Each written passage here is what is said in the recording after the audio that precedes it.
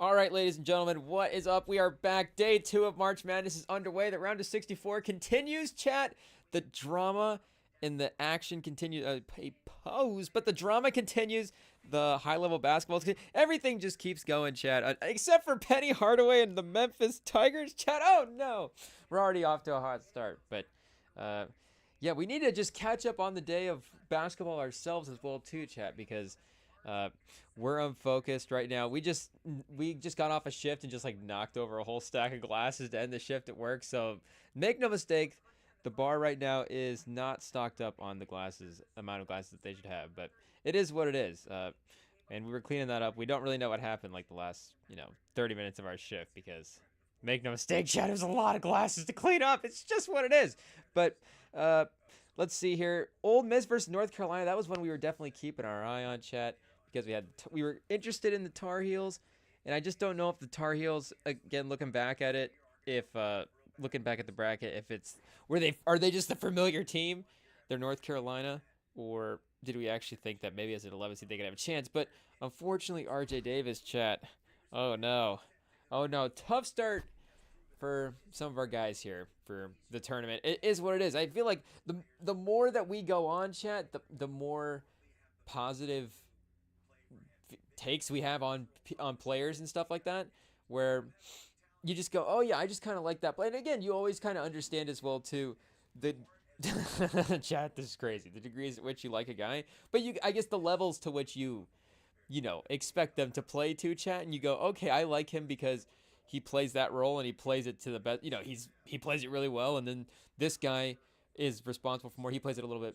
He plays that role, as good as a number one player can play his role. This guy's like the fourth. Sometimes, the fourth best player on the team can be a beloved player, chat, because they can be like, of course, a great fourth best player on the team. So as time goes on, I feel like there's just every player you watch that makes a great player, just like, oh yeah, he's gonna be a guy. That's a player that we have stock in, chat, and our portfolio just gets larger and larger. Pause every time we watch games, every time we tune into March Madness. But unfortunately for Norfolk State, it's not looking like there's going to be a lot added to the portfolio from this team, chat. It's 14-38. And I don't know if that is something to look at for the bracket round 1, because we were talking about that a little bit with Auburn. And who's the other one? See, there, Houston was they were in a pretty dominant win. But they didn't get, because Duke, so I guess we're skipping ahead a little bit, chat, but of course the degrees to which the 1 seeds win, because that's not something that you, I guess, had ever really paid attention to beforehand. Like, you just always like, oh, we have to look away for the 116 games while the 1 seeds just take a chat. But the 1 seeds are just gonna massacre these 16 seeds. It's just gonna be not close games, and there's gonna be no chance. Like, why do we even play the 116? Like, do we just give the 1 seeds by? But like we were talking about as well, the last couple of years, the 2 and the 215s have been more susceptible as well, but the 15s and the 16s have been a little bit more competitive. And now maybe it is something that you actually have to evaluate, where you go, okay, for the 1 seeds, like, how dominant were they against those teams? And speaking of 1s and 2 seeds, like Alabama today, chat, we've got people heavily invested in Alabama that need them to make a good tournament run this year, and maybe just for the parlays and the money line as well too, for this individual game. But people are gonna need Alabama to make Elite Eights and Final Fours for their brackets, and the fact that they only took down Robert Morris by 9 points, chat, people are just gonna look at that on paper and go, okay, well, what's the confidence scale like in Alabama going to be going forward? And Sam did say in the last live stream that he was on, chat, the Tuesday live stream when we were filling out the brackets, he did say that Robert Morris was one of the tougher 15 seeds. So, I mean, once again, turns out Sam was actually locked in on the bracket this year, chat, and maybe he knows what he was talking about, because, like we're witnessing right now, Florida is dominating their 16 opponent right now, and Duke as well, 93 points. That has to be the highest total for any team so far in the tournament, chat. And we know that, the round 1 matchups, and I guess that's not totally true. You get good basketball, of course, later on. I guess Alabama did get to 90, so the offense is there. But the defense, maybe a little bit concerning. But a 93-49 victory, chat. I mean, I was almost going to say double. But, I mean, it's close. Of course, it's close. But definitely the biggest margin of victory for round one so far. And Florida again is pacing for that, chat. If the first half ended right now, they would be on pace to win the game 84-28. So there's still almost 7 minutes left in the first half. So Florida could be the first team to get to 100. And a lot of people, once we got to tournament time and once people were just looking at the brackets, and once you start once the clock starts counting down, chat, and you start panicking and just go, okay, like I need to pick the good teams. Like, who do I really rely on? It seemed like the safety net teams this year for everybody are Duke and Florida. So just because, they look good in round one doesn't mean that they're necessarily locks to perform well in the rest of the tournament. It doesn't mean that the matchups that they're going to get later on are all going to be favorable as well, too. Because Duke's going to have Baylor potentially. And then I know Arizona is waiting around. Chat, did Arizona win their game? I guess, chat. In a little bit, we'll find out if Arizona will still be on pace to play Duke in the Sweet 6. That would be a potential Sweet 16 matchup. But Arizona is a team that people are saying is feisty. And this Xavier-Illinois game might be a good game, chat. Our guy that was saying that he just is degenerately throwing away his mortgage on these parlays for March Madness, chat. He, I think, may have a little something on. I mean, I guess he's probably got a little something on all the games, chat. But he definitely, I think, is hinging a large chunk. A couple of months of the mortgage, anyways, on Xavier-Illinois. Is that one? Did he have the Xavier over maybe with that Creighton over? A crazy parlay. But I was like, oh, Xavier over. Because I think as much as we were bummed out that Louisville lost, I guess. And I guess why do we even like Louisville, chat? They took down Michigan in the national title. I guess, did they? Did it ever happen? Who knows? But there's no banner to show for it, I guess. But, we weren't necessarily surprised that Creighton won the game. But we did pick Illinois, and I just didn't know that Xavier had even been on a radar in a way this year, chat. But we shouldn't have doubted. They are, of course, a basketball school. But the Big East as well, how do we think? And again, Creighton versus Louisville. So I guess we'll see. Maybe the Big East is good this year, chat. Maybe that was the secret to the tournament. Because I know I guess St. John's was starting to dominate that game by the time we got off the live stream last night. Because I was going to say, of course, it was close there for a little bit. Who were they? Omaha, that's right, chat. But yeah, it ends up being 83-53. So 30 points as well, the 2 seeds. And I mean, you look at it, I guess across the board, outside of Alabama, chat, that would be the closest one. Because, yeah, like we said, Houston, pretty confident. Even Wisconsin versus Montana, the end score. Maybe, this was a game I was monitoring the score of. I think it may have been a little more in the teens than that, but the 19, chat. But regardless, still managed a pretty dominant win. Yeah, if there's like a Bleacher Report article like reseeding the teams after round one, then Duke and Florida were going to be the top 2 teams. And were those the top 2 teams anyways, chat? I didn't see, of course, the actual AP ranking or the actual total tournament ranking, because like Sam was saying when the coaches were complaining about it, and maybe that's why we would be a bad coach, chat, and be a bad athlete, because we would just not care. We'd be like, 1 seed, okay, cool, that means we get to play a 16 seed, not okay, 1 seed, but where did the other 1 seeds compare? Like, they have us as the 4th 1 seed, well, that means we got to go out and prove now that we actually are the best team in the tournament. People are doubting us, blah blah blah. Like, that's of course the motivation. Like, Don Staley's like, they don't have us as the best team. Was it, again, I don't know, UCLA maybe? I guess Gino was a 2 seed, so they wouldn't have been the best team. But I think maybe he was saying quotes like that as well. The USC head coach was making those kind of quotes as well too.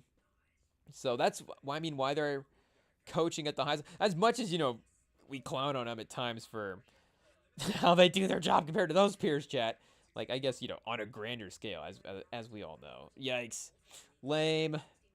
They're better basketball coaches, but it is what it is, chat. They are, of course, super successful in their fields. And they're able to find those extra motivating factors to help them achieve that type of success. And make no mistake, chat, this is locked in, I think, as we've ever been, at least, well, maybe not as locked, who knows, but at least in terms of just having amount of games on. I mean, it's March Madness, so you would, of course, expect that. But the multi-view, chat, is cooking on the big screen.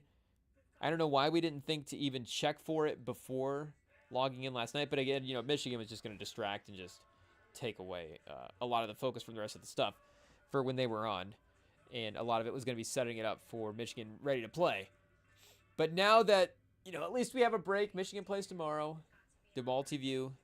We've got all the games just going at one time. And then the fourth game as well, too. So they don't only got 4 games going at one time in general. So I think we're caught up. The NBA, unfortunately, is going to have to get left behind, chat, for a couple of days. Maybe we check a couple of NBA box scores real quick from last night. Just to see what's happening, chat. Yikes. Sorry, NBA. Sorry, Adam Silver. Do we put the in-season tournament now? Probably not. Probably would be a little... Then we may be definitely calling for new leadership a little bit later then. Oh, shout out to Paolo and the Wizards right now. At least trying to hold down the league in some kind of way. I mean, Spurs, Sixers, chat. Unfortunately, I guess Steph Castle could be playing tonight as well, too. So, tickets as low as $10. We could go see a little Steph Castle before the emergence, chat, for $10. I mean, it's not an investment at $10, but, it'd be money well spent. I guess the total trip might be. But a bit of a injured Knicks team. What do we have? Cat out last night, chat? LaMelo Ball in, so it doesn't even matter if Cat is out. As long as LaMelo Ball is playing. That is going to be the important thing. And I was seeing a clip today of people in the tournament, and they're copying the one-legged LaMelo Ball three-pointers. And, I mean, as much as you want to clown on LaMelo Ball, chat, for some of the basketball stuff, and I get it, it's not that those basketball things aren't worthy of being necessarily critiqued at times. And Towns did play, chat, just 10 for 21 from the field, 24 and 10. The box score looks good, but I guess the defensive effort just not there from the Knicks. And I get the three-point shooting as well as a team just not there. 25%. What do we get Charlotte at here, chat? Almost 47% from 3. So, you're going to have those games. Beauchamp is on the Knicks? Chat, when did this happen? Was this a trade deadline thing? We saw Maxwell Lewis emerge the other night. This is that time of year, chat. We're getting those players. We're getting the... Do we need to... Maybe we'll... Stay tuned, chat. That'll be a show later on in the end of the season for the NBA. Put it in your calendars. We'll do a NBA end-of-season All-Stars. And it won't even be... Like, guys that even... they don't have to be playing well, chat. It's just a name that I know that's like... Oh, Beauchamp. We have some Beauchamp stock, and he's getting minutes. He got 2 minutes in this game, chat. He's making an appearance. Shout out. Just seeing his name on the 2 minutes, two shots in 2 minutes. Beauchamp making the most of his time. But, LaMelo Ball at 25 points. And, 10 of 23 from the field. 5 of 10 from 3. 25 and 8. Plus 2. You'll take it, chat. Pause. Miles Bridges at plus 20. Nurkic at plus 16. I feel like Nurkic just has some good plus-minus games in Charlotte. Not that box score is everything, of course, but that it's a decent stat to say that, hey, your team's at least positively outscoring the other team when you're on the court. That can't be a bad thing in most ways. And, of course, you get other players that can affect that. Like, you get Jokic out there, you're probably going to be a positive box score guy anyways.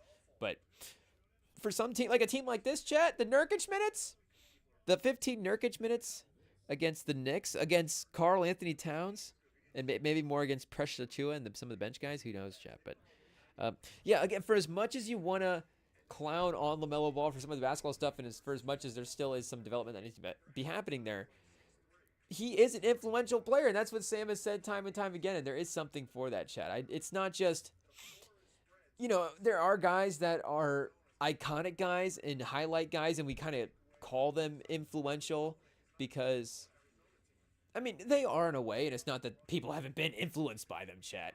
But when we talk about the real culture drivers of basketball, chat, now we're really gassing up LaMelo Ball a lot. But just the way that people are kind of copying the stuff. Like, I'm trying to think is, like, on the scale of Jason Williams to Allen.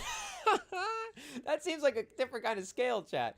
But in terms of, and if we're talking cultural impact, that's a sketchy scale as well, too. There's 2 sketchy guys to put in there. But we're talking basketball, still. But, maybe we're talking on the moves, on the court sort of moves sort of, you get what we're saying, chat. Like on a scale of Jason Williams to Allen Iverson, like where does he kind of fall there? Because again, like Jason Williams, you can't say that he's not an influential player for sure, and we can't speak fully on it because he's at the peak of his powers. We're not fully locked in on basketball while we're in diapers at that point. Man, should we have been, chat? Is that our loss? Who knows? But the some of the pre-basketball conscious days when Jason Williams was at the peak of his powers. And of course he's 06 in that 06 finals with the Heat and the Mavs as well too on that Heat team. So he's still contributing, but the highlight street ball Jason Williams that is the influential version of his player is the guy that was just a little before our time. But it's like, okay, Iverson, we know how he impacted the NBA. It's pretty obvious, and obviously his impact is still there because, it's just continued to trickle down. I mean, it literally kind of changed the definition of the NBA, and it's like the NBA has just stayed that, where it's almost, and Steph on the court as well too did that with the 3-pointers, where it's like, oh, basketball's just different now, chat. We can't go back to the way basketball was before because Steph Curry has ruined the game, quote unquote. Like, Allen Iverson, I can't even say that version for Allen Iverson because somebody's gonna clip it out and use it against us, chat. But it's like Allen Iverson has shifted the way that basketball is being played, and not that there wasn't, of course, not that basketball wasn't at the time that Iverson had gotten the league hadn't become a specific thing at that point, but just the way he was able to merge hip hop and street culture with it as well too. It's kind of what the NBA is now. And the NBA, the way they shoot threes, and of course LeBron with the business of the NBA as well too. Again, and the LeBron fans, we got to appease the Bronze fans in the chat. But is LaMelo Ball? He's probably not an Iverson level culture shifter, chat. A shocking revelation that we've just had about LaMelo Ball. But is he more impactful than a guy like Jason Williams? Maybe, chat. Maybe. Again, shout out to Jason Williams. He's in the conversation for a good reason. These aren't bad points being made about Jason Williams. But just the fact that the types of shots that he's taking, even if it's not all the way, is the great thing. And to be honest, like, it's kind of, he has been, this is going to be crazy, chat, but he has been impacting basketball since he was like a kid like that, chat. Like when he was doing the point at the 3-point line from half court, like everybody I knew was copying that. Like, yeah, everybody was copying Steph Curry too, but LaMelo Ball's like 13 years old pointing at the half court line and pulling up from half court and just draining 3-pointers. And adults in the park are LaMelo half court. I keep saying 3-point line. It's not even the 3-point line. It's the half court line. Adults in the park next day are going half court line for LaMelo Ball and just firing up 3-pointers for this guy that's like, is he even in high? Like, do we need a birth certificate to prove that he can be on this Chino Hills team with Lonzo and LiAngelo, chat? So he's been able to make waves in the game for a long time. He's already been impacting basketball for a decade, chat. It's just what it is. LaMelo Ball's an impactful player. Is that a pause?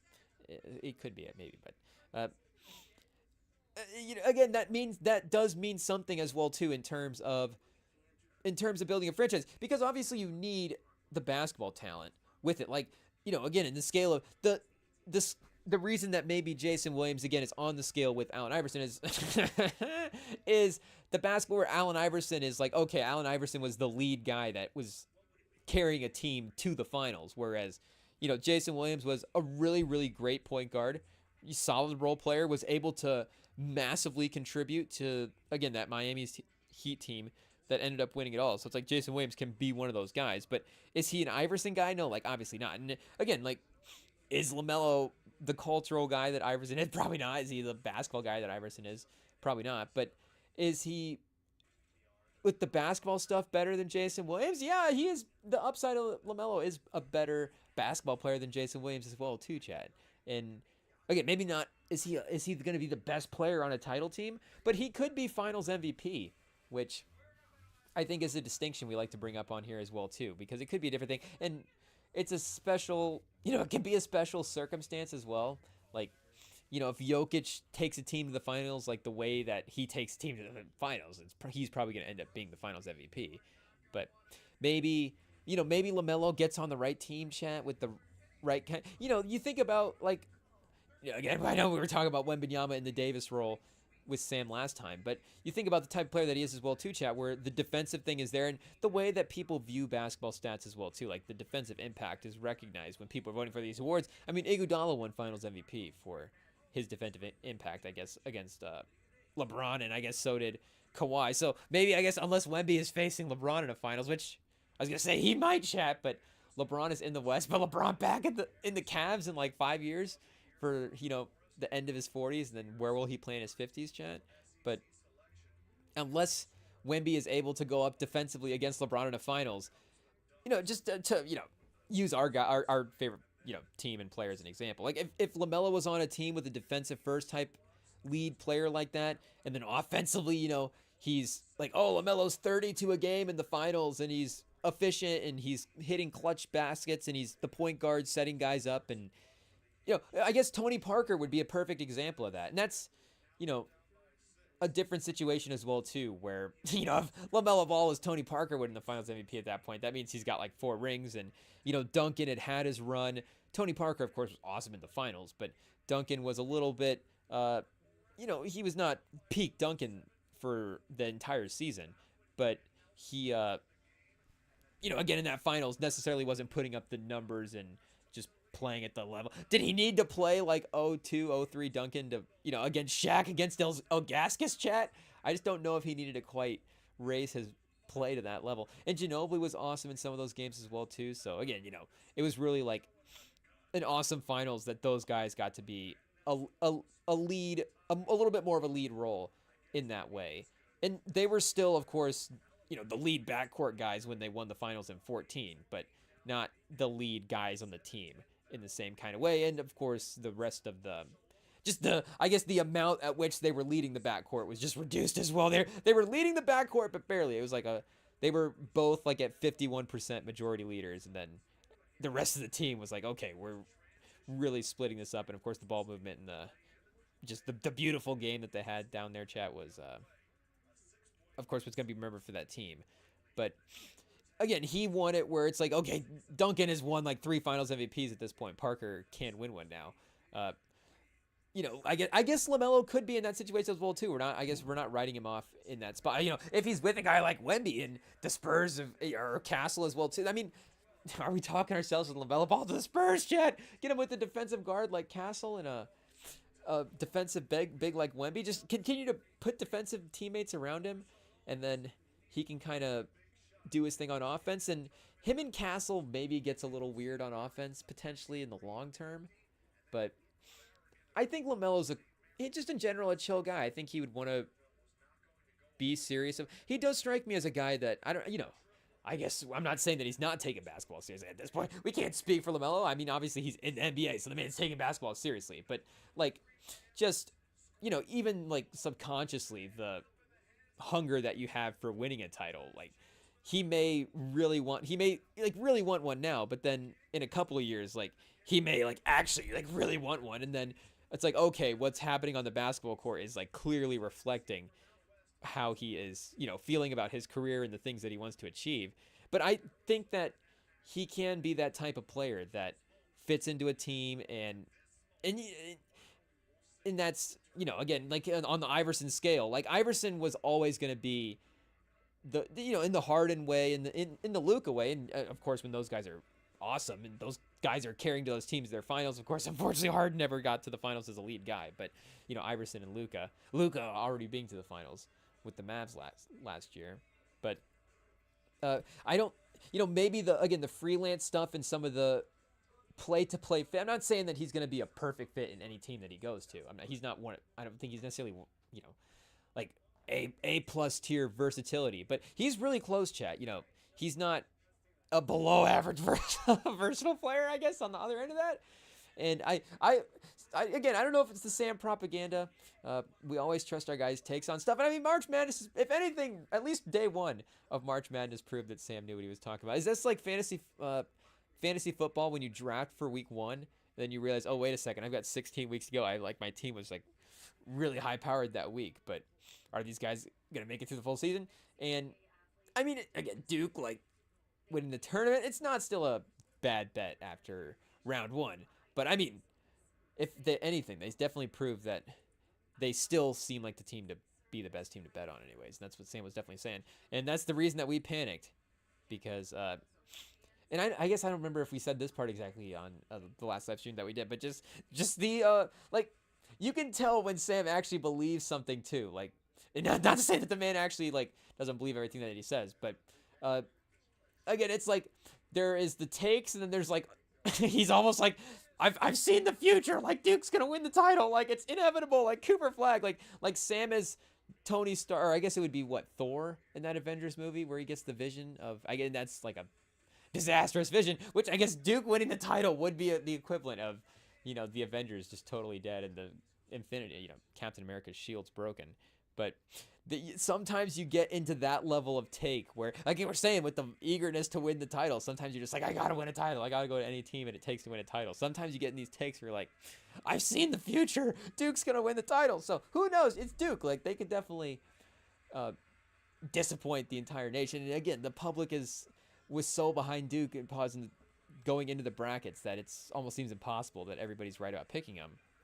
But the team, make no mistake, does seem pretty terrifying. Cooper Flag, like, and again, to bring up Anthony Davis, that was kind of the thing that was making me nervous not to pick Duke, was Cooper Flag having an Anthony Davis type run and being that level of player where, and again, it's weird to bring up. Davis is always going to have one of those weird careers. This is another list of guys that, of course, we could, break out at any time, chat. We're just coming up with tons of ideas for summer pods right now, but just like the most conflicted careers for those types of, and again, we always, I guess, tend to side toward the positive sides of those careers, but, or maybe the ones because I guess, do the guys that always skew negative, is it even conflicted if that is the way that it happens, chat? Yikes. But like with and again, it's never like negative with Davis. Like, it was never, there's these things about Davis, just the questions that you have about building franchises around lead players and how to assemble these lineups. And Davis is just one of those controversial, and not even the version of Davis we're talking about right now that got traded for Luka. Davis throughout his career, of course, has always been an interesting guy and how you would rank him against the top players in the league. And there are times when you're like, Davis could be the most valuable player in the league, and then there are times where you're like, oh, is he even in the top 10 at the peak of his powers? But Carmelo Anthony, another great just swing player for where you would rank this guy current standing in the league when he was at the peak of his powers. But were we talking about LaMelo for that, chat? Is he another one that was a controversial swing guy? But I was thinking about that with the one-legged three-pointers in the tournament. It's like, people are watching LaMelo. People are, when you're playing basketball, like, who are the players that and everybody has, I guess it's like their music rotation where everybody's going to have the guys that they listen to. But then who are the people that everybody are listening to? Is LaMelo Ball like Travis Scott, chat? Or maybe he's like maybe he's Playboy Cardi. Maybe LaMelo Ball is Playboy Cardi. Did we already comp an album to LaMelo Ball? I think we did. We're just going to be comping a lot of albums to LaMelo Ball, chat. I don't know why. But maybe he's Playboy Cardi, where gets a lot of views, puts up the numbers, but what do the critics say about Playboy Cardi? Like, how is it received all the way, all the way around, And LaMelo's Playboy Cardi. We're talking about the professional careers, not the off the court stuff. I dig into the comparisons there, I guess. But again, in terms of the music career and the basketball career, maybe there's some comps there. I guess maybe Playboy Cardi is a little bit more established than LaMelo at this point. 4 albums is not obviously a huge discography. I mean, Playboy Cardi's, maybe if I say he's taking the Kendrick route, I know that's going to get taken out of context. But with the limited discography, and I know the singles, and the man has a lot of songs out there. But just in terms of the album experiences, like, he's, of course, with the 5-year gap as well too, definitely limited those a little bit. But maybe LaMelo's a little bit earlier on in his career. But similar vibes anyways for both of those guys. But I guess, I was saying about him earlier being on the Spurs, and of course it always depends on what the trade is going to be. That's just a given. Like, if you just massively overpay for any player, that's just a tough position. It's a tough situation to be in for a team. If you it's just math. It's just basketball math, Chad. If you give up too many assets for anybody, it's not going to go well. I guess. And the Davis trade, was that even too many assets? I guess it even depends, Chad. It just all depends. But LaMelo, just in a vacuum, is one of those guys that I would be okay with if the Spurs made a move for him. Was like, hey, we think that, is it a swing? I'm not saying it's not a bit of a gamble. It's not like, okay, we bring in LaMelo, lock it in, chat, the Spurs. Like, what's the over-under? 3.5 titles over the next decade? I'm not saying that. I'm just saying that I could buy in on the upside of that type of move. And again, it still maybe even puts a little bit more pressure. And those are never the moves that you want to make. You're like, okay, we bring in the move, we make the move, and now we have put pressure on ourselves to continue to build out a perfect team. You want to make a move where it's like, oh, that solves a lot of problems. And now we're in a good spot. And of course, we're always going to be wanting to make good basketball moves. But regardless, Chad, does LaMelo Ball scoring 25 against the Knicks without Brunson even count? Who knows? But players copying his basketball moves in March Madness matters. And I guess to what we were saying, yeah, like, is everybody listening? I don't know if everybody is listening to Playboy Cardi in that kind of way. Chat, Playboy Cardi, is he going to clip that and use that as motivation, chat? Who knows? But in the way that, like, everybody, of course, is listening to Kendrick right now. Everybody's listening to, again, but like to bring up Travis, like the way that everybody just has Travis in their rotation and in a main way. And not to say that in music is going to be a boost for Cardi in that way. Of course, it's and I don't know if the first week number was already official for that. I know they were saying over 250K. I don't know if it landed again on like a official number, but it was already a boost for him into that, tier with those guys that we were talking about. But there are going to be a couple of those songs, and the features, of course, are going to help. So maybe it's a credit to, like we're saying, the bigger picture. Like, oh, is it Playboy Cardi in the rotation? Is it Kendrick and Travis and Future and these other guys in the rotation? Like, who's actually being mixed into the, is Playboy Cardi the one that's kind of the out of the spot? And again, that's not for everybody. Playboy Cardi is one of the most streamed guys in Spotify history, too, at this point. So, it could all be fake things that we're saying. But do we need to keep trying to hash out the Playboy Cardi LaMelo Ball comparison, chat? I don't know. I think we might have time to continue to think about it. But again, Florida is up 20 on a 16 seed at half right now. So there's not a lot going on right there. I guess Marquette, we're into the Marquette versus New Mexico game, chat. So we could be paying attention to that. Marquette down 1. And, Cam Jones, another guy. Is he first team all Rim and Sam watch list? He might be a second team all Rim and Sam watch list guy, but regardless, on the Rim and Team all watch list. And now we've got Akron versus Arizona starting up. So speaking of first team, I don't know how many spots we can have on this first team. But Caleb Love, definitely a main contender. And I feel like most of the guys that would have been on this hypothetical team would have won. I know that, from a personal standpoint, like Dusty May would be coach watch list for Rem and Sam, and then Sam would also vote for John Shire to be coach of our Rem and Sam team. But again, we're biased toward both those coaches. Like Sam's a Cooper Flag fan, and I'm a Michigan fan. So if we were gonna go a neutral team that we're not fans of, we're probably both fans of Penny Hardaway, chat. I'm not saying probably because I don't know. I know we're both fans of Penny Hardaway. So he might be, I feel like we could easily lock that in as a third option. I don't know if that's the best, obviously, basketball option, chat. They lost in round 1. Yikes. But Colorado State is good. What are they on, an 11-game win streak right now? I think so. Maybe we should have saw the 10-game win streak and gone, and picked them to win that. The win streak obviously includes their run in their conference tournament as well. But again, we wanted to believe in our guy Penny, chat. Penny needs to get a tournament win. I don't know what his tournament history is right now either. That's not a good sign. He could definitely have some wins, but I don't think I feel like they made a Sweet 16 for sure. There's no way they haven't, chat. Penny Hardaway as a coach hasn't made a Sweet 16. You're telling me that that's a fact? I don't believe it. I need to fact check it myself. And how many seasons has he even had, chat? Look at that. He's barely had time. I mean, come on. What are we talking about here? 7, 8. See it? Barely a decade? And this is his first head coaching job. So a lot of guys, they start at, where did Pitino start, chat? Where did Calipari start? I know those guys were having success early on, but Penny's right in line with those guys. He's still on pace. So they've had 3 NCAA tournament appearances at 22-11. Yeah, see, they made the second round. Lost to Gonzaga. A 1 seed Gonzaga by 4 as a 9 seed. So tough draw to get the second seed, or the number 1 seed in the second round that year.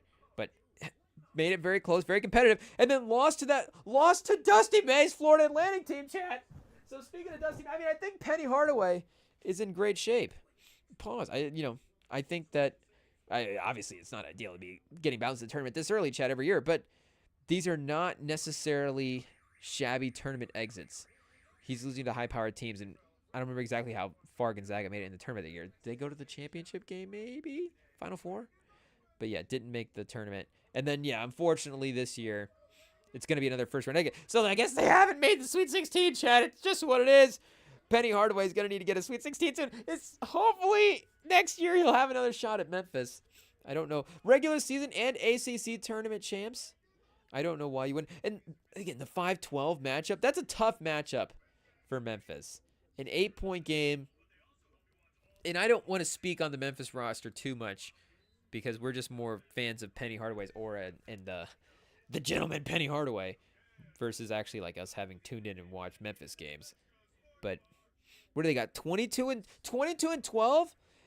22, 12, 3 and 3, chat. 3 steals, 3 blocks from Danger, the forward out of Memphis, and a couple of 18-point performers. So, 78 to 80 games, a high-scoring battle. But they gave up a 23 points on the other end at 12 and 18, chat. Sometimes you look at it and go, oh, feels like Memphis could have won that one. And they definitely could have. Only an 8-point game. And this player here in the contention for stat line of the night. Unfortunately, again, in a loss, though. But 18, 6, 3, 2 steals. Haggerty filling up the stat sheet as well, too, chat. But yeah, tough luck for our guy, Penny Hardaway. But I honestly don't know who else would be even in the mix. Maybe Patino. Maybe Patino would be potential coach Rem and Sam. But I mean, who else is? I mean, we could throw out Dan Hurley. We could get the names of all the great coaches. Dana Altman, chat. Scott Drew still at Baylor. Like, we could just get and try to just draft best coach available. Not to say that wouldn't be Penny Hardaway, but yeah, I don't think it would be Rick Barnes either. So Bill Self, if we were going Sam being by, but make no mistake, if Sam could get John Shire on Kansas, he'd be calling it right now, chat. The man will do whatever it takes to win a championship. He's a ruthless owner. If you're an owner out there and you need a person from the media that you think is just cutthroat and unbiased and willing to make the necessary moves, like Sam will make the move. Sam will make the trade. I'll tell you right now, I will be a little bit emotionally biased. I may cave. I may have a cold side chat where I was like, okay, we got to lock in here. We're winning a title. Trade, cut, wave. Like, we'll make the moves. But Sam, he doesn't have to think about it, chat. He'll walk in and say, oh, we need to trade that player? Gone. We need to get Bill Self out of here for John Shire? Gone. We'll do it, chat. Make no mistake. Chiefs wins the Super Bowl and Sam goes, Travis Kelce, see you later. Bye-bye, chat. It's just what it is. If you're not performing, if you're not winning, if you're not competing, if you're not giving Sam championships, chat, you got to go. You got to go. That's why Sam's the best in the business, because he holds these guys to a standard. And he says, Bill Self, if you're not getting, make no mistake, a 7 seed, a 1 seed, Duke's putting up 93 points in the first round. Kansas getting bounced by Coach Calipari. So I don't know if Sam would make that move right there, Self to Calipari, but... And Sam would go, well, the long-term value, all that stuff. Obviously send away Bill Self with a nice severance. But I'm not saying that Sam's a ruthless guy like that. I'm just saying the basketball, it's a trade as well, too, chat. He's making a trade. So, Bill Self goes to Duke in this situation. It's a good deal. Sam's hooking Bill Self up with a pretty good job in this case. But in terms of the basketball move, getting John Shire into Kansas, that would be make no mistake, Sam would be definitely very excited about the potential of that. But Arizona is quickly storming away from Akron. They're not stumbling away, chat. Well, who knows? It could be a stumble away. They're getting away from them regardless. It doesn't matter if they're, cruising like Usain Bolt or if they're, the town drunk just wandering down the back alley, chat. They're getting away regardless. It's 11-4 to start. Maybe Akron's not going to hang with them. Pause in the first round this year. But shout out to New Mexico staying in front of Marquette as well. But yeah, should we actually check out the Cooper Flag stat line? Speaking of stat line of the day, Cooper Flag 14, 7, 4, and 2. Okay, so a little Danny Wolf from again, Cooper Flag and Danny Wolf. Who would you rather have, chat?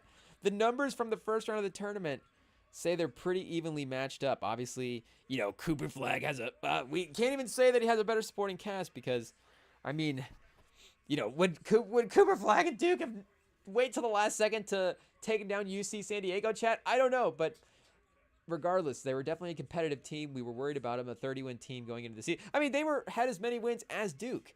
So maybe, yeah, they would have competed in the same way against, regardless of who they were playing.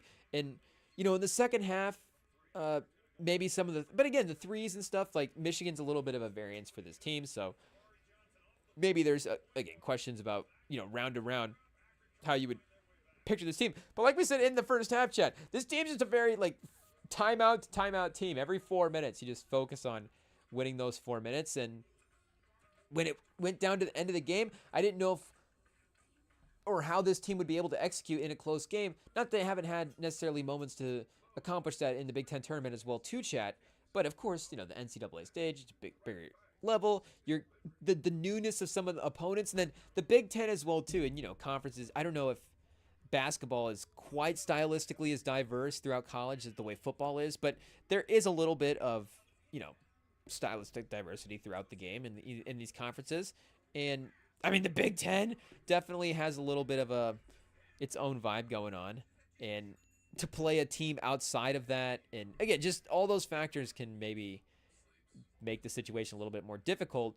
But Donaldson hit. I mean, Sam was asking us about our most memorable, and he's asking about our favorite tournament moments. But that Donaldson 3 in that game, round 1, chat, a 5-12 matchup. It's going to be one that we remember because it was just such a clutch shot, and it wasn't really a buzzer beater. There was like a minute 11 left, I think, when he hit the shot, and still time. We were down by 2 at that point, but again, down 2. UC San Diego had kind of had a little bit of a run to reclaim the lead, and the momentum was definitely starting to slip away. And the immediate next possession, Donaldson just right away calls his own number, pick and roll. Guy doesn't quite correct defense, bam, fires the 3, makes it, and immediately silences the crowd. Immediately just, Michigan settles back down, settles in. And Golden again, down the stretch, his rebounding and his just hit interior presence in general was massive to help him get that win. I mean, he had a huge rebound on the last couple of shot attempts that they had that, allowed him to run out the clock and seal the win. But, I mean, McGee was what is he? One of the most terrifying players that we played against, chat?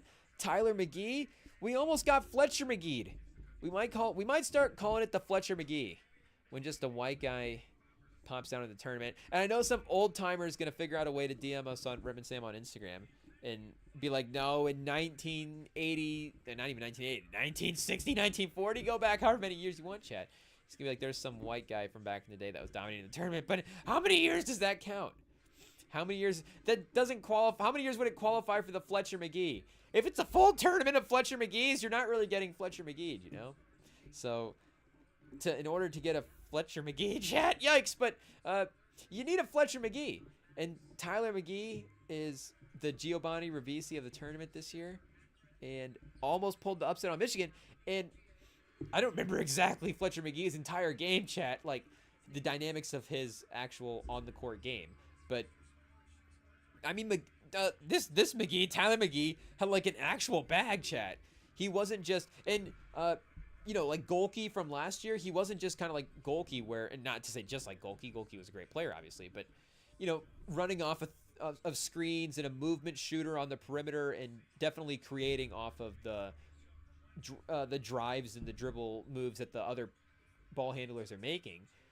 McGee is actually like creating the shots for himself and not even just creating threes for himself. Like he's getting into the lane. He was even like contact into the Michigan defender, body, pull. And I guess, D1 college player. We're not saying like shocking that he's good at basketball, but just again, how diverse his offensive game was as a shot maker was very impressive. And even the last 3 he missed was like dead on accurate. I think it was just a little bit long, or it may have been short, but it was like a straight on miss. So terrifying. Danny Wolf had a couple of possessions on defense where he moved his feet, and we were comparing him to, we were calling him 7-foot Jaime Jaquez on the last stream chat, but maybe he's Kevin Love now. Maybe he's Kevin Love with the way he moved his feet on defense, got out on the perimeter, and locked down an impressive perimeter shooting guard in some big moments. Got him the win. But yeah, shout out, close one. On to the next, maybe Texas A&M. Hopefully those guys aren't trying to get revenge for the performance we had against them in 2017. But if the organization has a couple of people still around, maybe there'll be some sour feelings. But Proctor with 19, 6 for 9, chat. 6 for 8 from 3. Shout out, Proctor.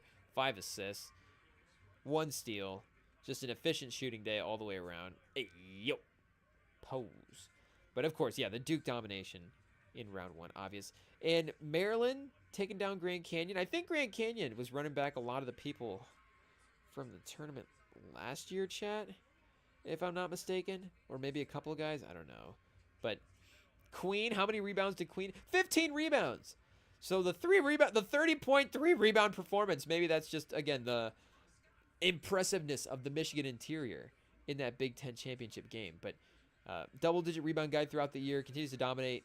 Not necessarily needing to take shots either, chat. Gillespie and Reese and Rice as well, too, handling a lot of the shot making in this game, but still playing efficiently, still impactful. So back on our radar in a real way for the NBA, chat, because he does seem like and I mean, of course, it's why he's on the radar. Just an interesting guy with the amount of offensive versatility that he provides. There's like, is he Jared Sullinger, chat, or is he Sabonis? Like, I don't think he's quite like a Sabonis passer, but he just has a little bit of a high key, or top of the key type offensive game that I think is pretty nice. And St. Mary's wasn't a close one against Vanderbilt, chat. Of course, the 7-10, so not necessarily that you would expect a blowout, but 18-5-3 and 1 steal for Edwards for a potential stat line of the night. 8 for 18, 2 for 9 from 3. Not the most efficient shooting performance, but balance from St. Mary's. Not necessarily, 1 overall standout player, but Saxon, the center, with 5 for 11 field goal, chat. 11 rebounds. So, he may have been diving to the rim a little bit as well, too, in some of this stuff. This game would have been on while we were at work. But to move to, again, yeah, North Carolina, Ole Miss, chat. We've got, I'm assuming, the final RJ Davis game. Shout out. Jay Bull? Is there another Bull, chat? 0 minutes? 0. Didn't even get in the game. Maybe he checked in for like under a minute left and it's going to log as 0 minutes, like 45 seconds or something like that. But I guess, yeah, they were up by a little bit, so maybe he didn't log anything at all, but they just felt the need to move him up into the box score because of his name, I guess. So shout out. There's another Bull hanging around for Ole Miss. RJ Davis with 15, 1 for 8 from 3. 3 rebounds, 3 assists. You hate to see it, chat. Shadu? Erica Shadu? Who is this, chat? 4 points, 1 for 8 from the field. 3 for 11 from... Dwight Powell went back to the college. Went back... I don't think he was in North Carolina. I think he's Stanford, chat. But went back to college. Got into the transfer portal, went to North Carolina, and then put up 3 for 11 in a tournament game. So North Carolina was not great. Trimble, though, 3 for 8. Washington, 4 for 5. The only guy having a decent day. Only 8 points, though. So, yeah. Probably why he's the only guy with a decent stat line. He just didn't take any shots. It is what it is. That's what happens, chat. Sometimes the one guy that is in good shape after the game is the guy that didn't take any shots. But Linscomb was a upset potential team as well, too. Iowa State, again, a team that could make a run as well. We got a 25-2 and 1 steal from Momcilovic. A 20-point performance. And it happening in a win, chat? A 20-5-2 in a win? Is that the best winning stat line we've seen so far? 18-2 from Okdagovich from Lipscomb on the other end. But no stat line of the night contenders in that game. And then Alabama Robert Morris, the highest scoring action of the day. We had Sears with a 22-10. 5 for 12, 1 for 5 from 3, 5 rebounds. So a 20, 10, and 5 game from our guy Sears. No steals, no blocks. Of course, the defense not really there. And Amoriwu, the center, chat, for Alabama, 17 points, 4 rebounds, 8 for 8, 3 steals, 2 blocks. So both definitely very strong contenders for stat line of the day. Grant Wilson only 7 minutes off the bench, chat. Or Grant Nelson, sorry. 18 from Diabate. 8 for 10 for the field. 18-10 in a steal and a block. So Sears might have the stat line of the day so far. Just based on the fact as well, too, that his team got the victory. But we shall see, chat, because we've still got some time to go in this one tonight as well, too. Florida is dominating. So there's a chance that Florida has 60. Clayton could have a big night so far. He does have 18. Martin has 13, of course, doing his part. But Clayton with 18, 4, and 2. 5 and 9 from the field, 4 of 8 from 3. So he is, of course, shooting efficiently as well, too, tonight. But will he put up the box score totals in the way that Sears did? If he gets to, 5 rebounds, I guess we're getting Sears credit for 5 assists. Do we give Clayton credit for 5 rebounds? Is that enough, chat? Is it, a 25 and 3, something along those lines? 25, 5, and I mean, if he puts up a 25, 5, and 5, then in a win, then yeah, lock it in. But I guess is that more impressive than a 22, 10, and 5? If he does it on efficient numbers as well too, then he would definitely be right in decent shape to win this one, chat. But yeah, second half underway. Halftime for Troy versus Kentucky in Mark Pope. I mean, he has stakes now, chat, because Coach Calipari won the game against, like we said, Bill Self in round 1. So his team advances. His team continues to move on. And I know Mark Pope is probably going to be given time to build out the roster and probably going to be given a chance, a couple seasons, to make do with what he has, chat. But, and, have a chance to recruit and build out his own team. But at least for the immediate, what can you do for me now? He is going to need to get a win. Lamont Butler, I'm guessing, 0 points, 0 for 3 from the field.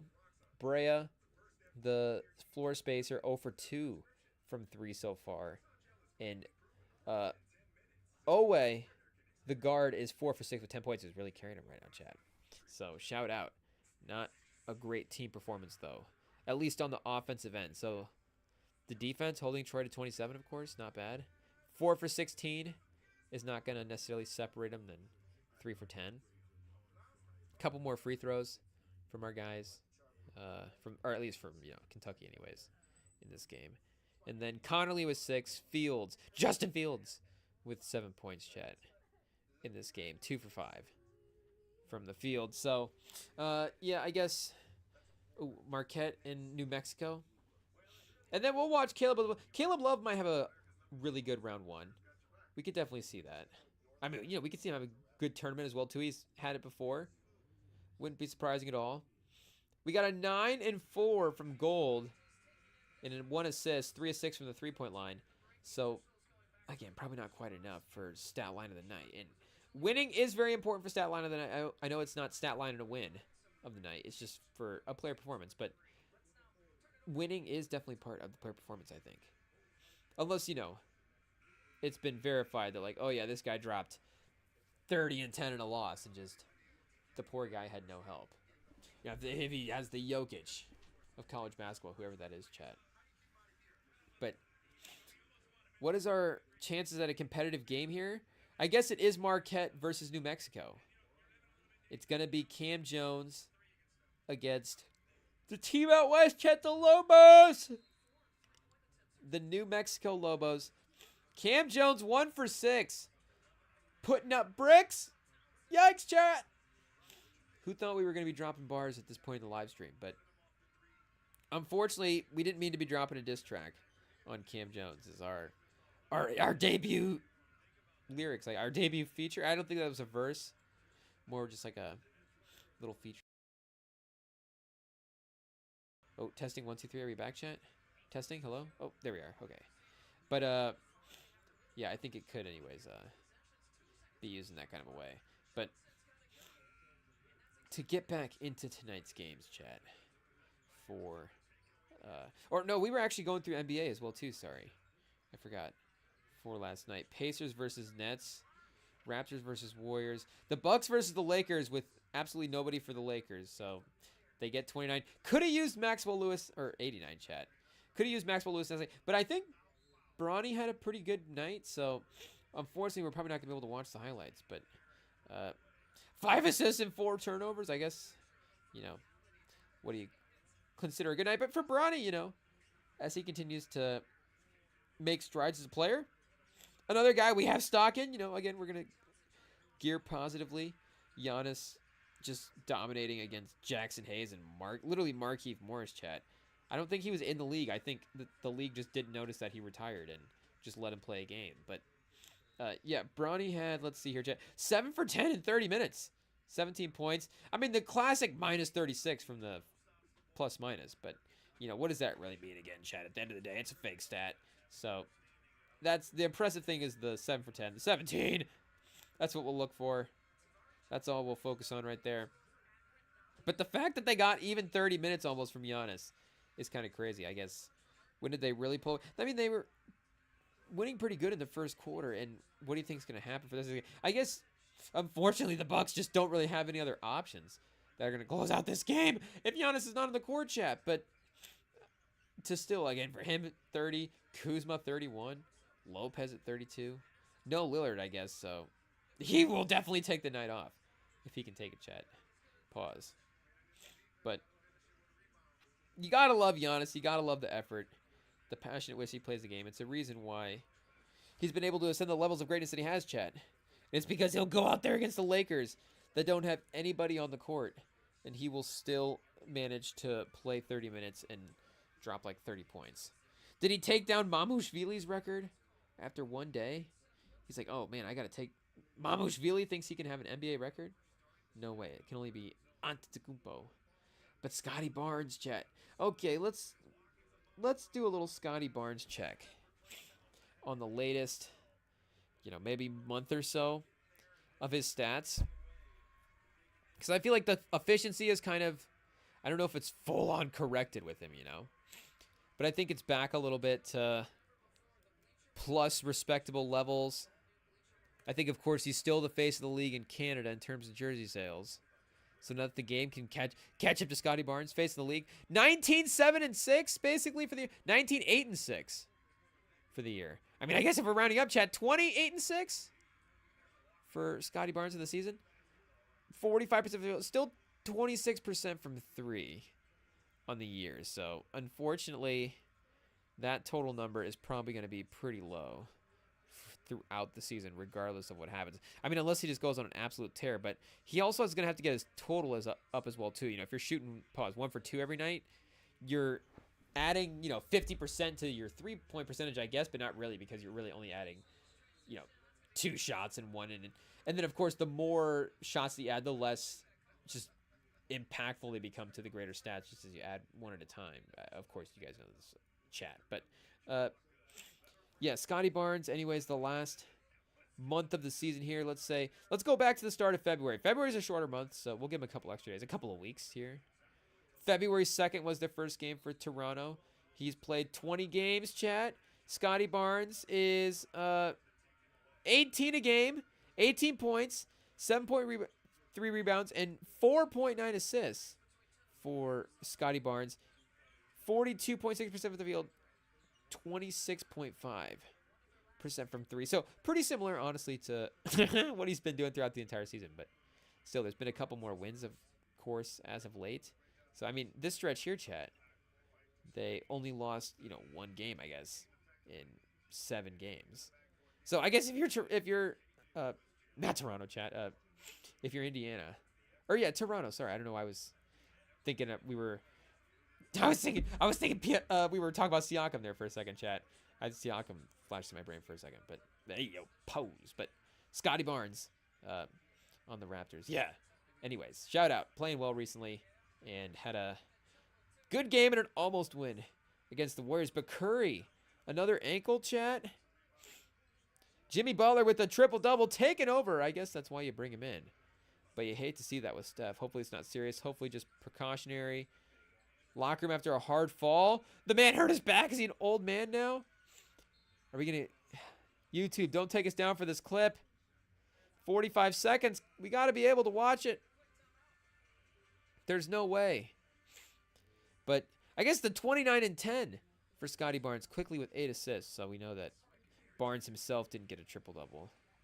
But I guess Butler didn't lead the team in scoring, though. Draymond led the team in scoring with 21. Shout out to old school Draymond performance, stepping back into the Wayback Machine and carrying him offensively when they need him. Steph driving to the basket, a slippery guy. Oh yeah, goes down hard in his tailbone, chat. Yikes! Really sit straight down, and hopefully, yeah, it was just the force of the fall and not because, you know, if something happened, obviously is the reason of the pain. But definitely tried to get up, tried to walk it off right away. Oh, yeah, rough fall.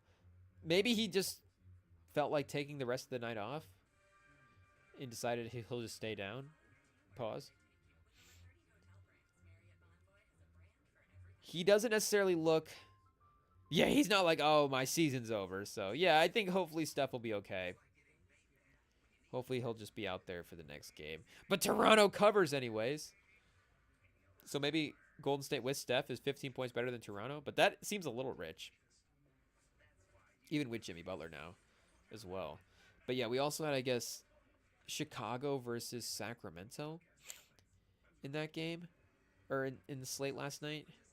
And then Brooklyn versus Indiana as well, too, in overtime. Brooklyn, do they even want Cooper Flag?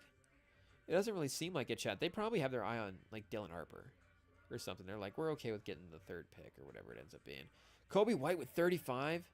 Vooch with 18 and 0. Or 8 assists and 0 turnovers. The crazy efficiency from our guy, Vooch.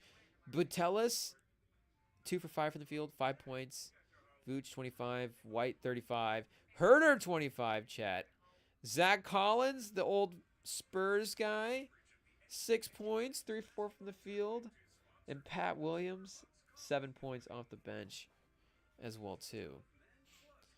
So, shout out to Vooch and Kobe White and Herder for taking down the Sacramento Kings. But DeRozan with 22. Malik Monk with 34.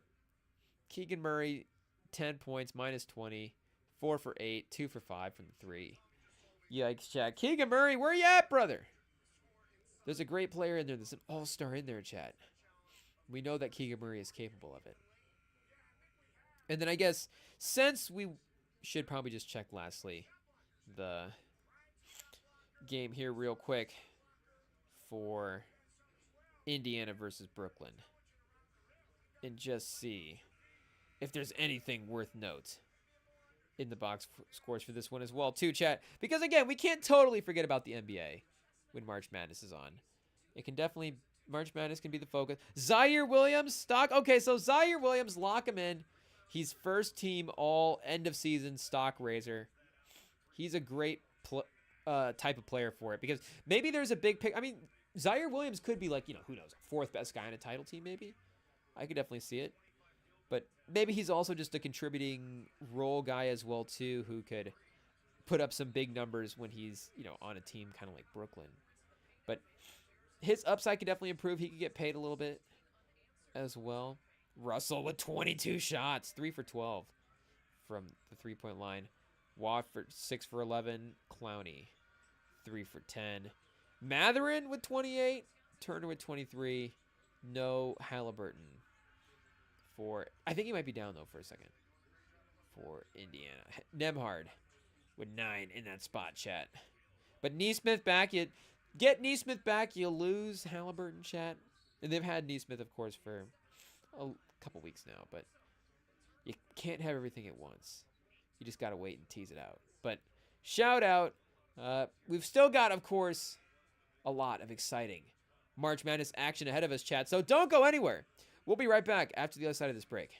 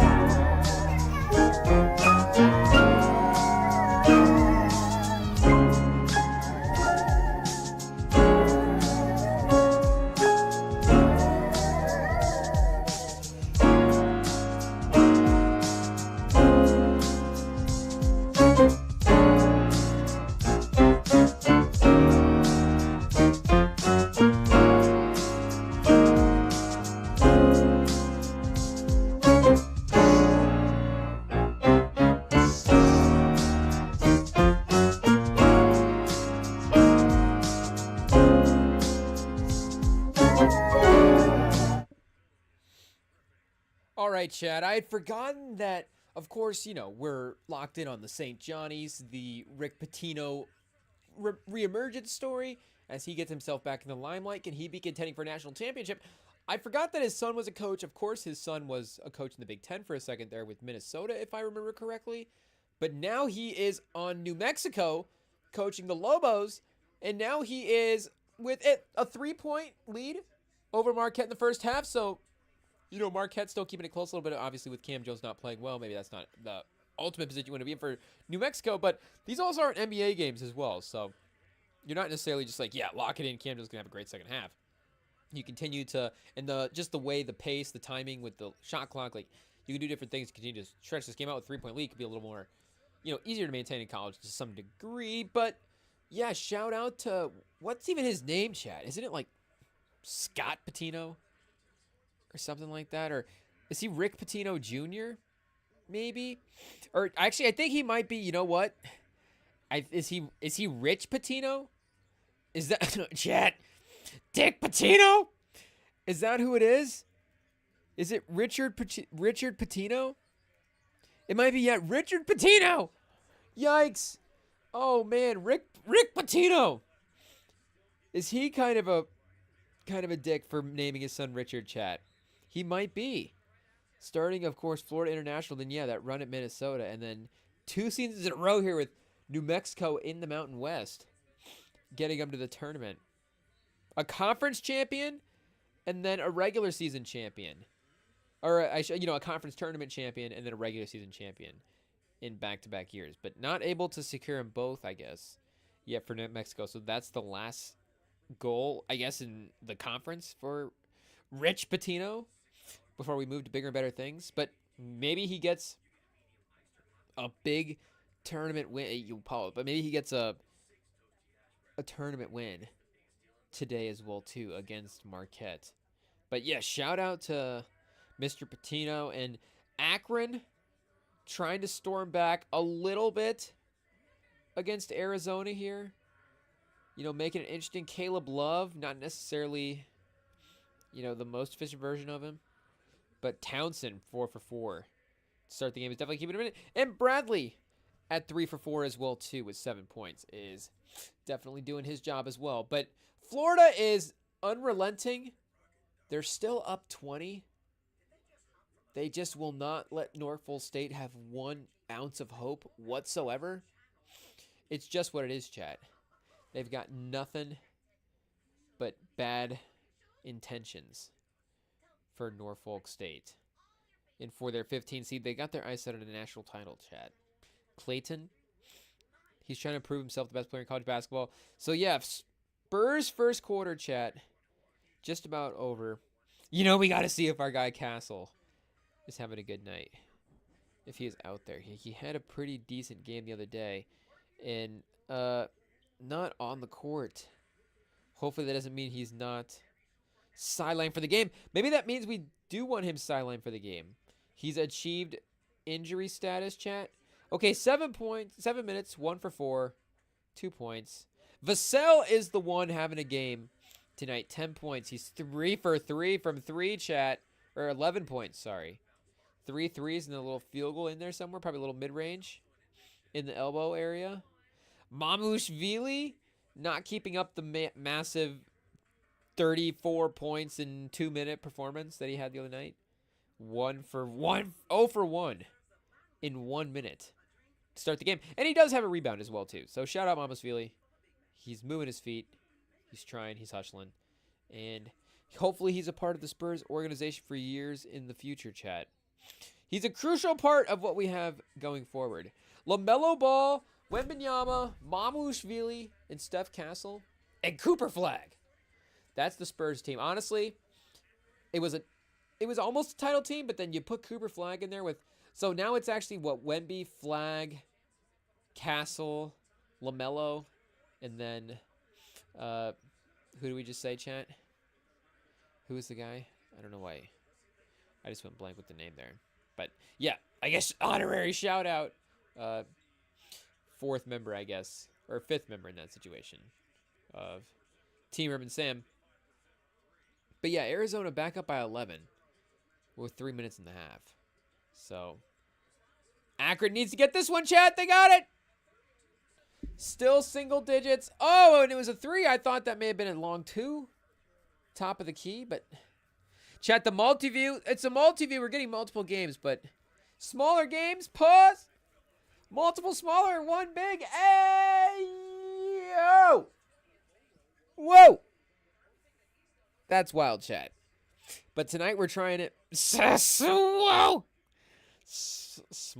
a lot of small ones, I guess. It's just how it is with the multi-view. So we may not see everything 100%. I don't know exactly like who's on the court for everybody, which guys are which, who's the lineups. There's obviously, you know, a couple of distinct players out of college basketball, but but just in general, I need the close-ups, the zooms, the replays to really establish a good sense of what's happening. So yeah, shout out Caleb Love.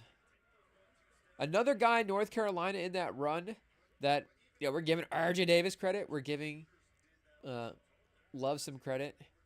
But neither of those guys. I guess Love has had a couple of good tournament games. He didn't just have like one run in there.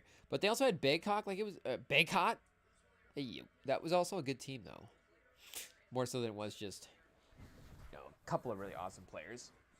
North Carolina teams, when they're good, you know, there's usually a roster in place. It's usually not the dominant one-star type teams. I mean, obviously they've had dominant stars in the past. You know, Worthy, when MJ was there, was the best player. And he was, I guess I don't know if he was AP Player of the Year or not in college basketball. Should we check, chat? It's a good question. Was James Worthy ever Player of the Year in college basketball? You would go, of course, why not? But you just never know. It's a stacked field. It's a stacked award. You have to accomplish a lot. Consensus All-American, Parade All-American, two-time All-ACC, Tournament MVP, All-Tournament All-Region. So, but not ever like Player of the Year outright in college basketball. But the one seed or the one overall draft pick is, if you're a college basketball player anyways, is not a far off validation from that anyways. Usually if the number one draft pick does get the, maybe that's a good test for it.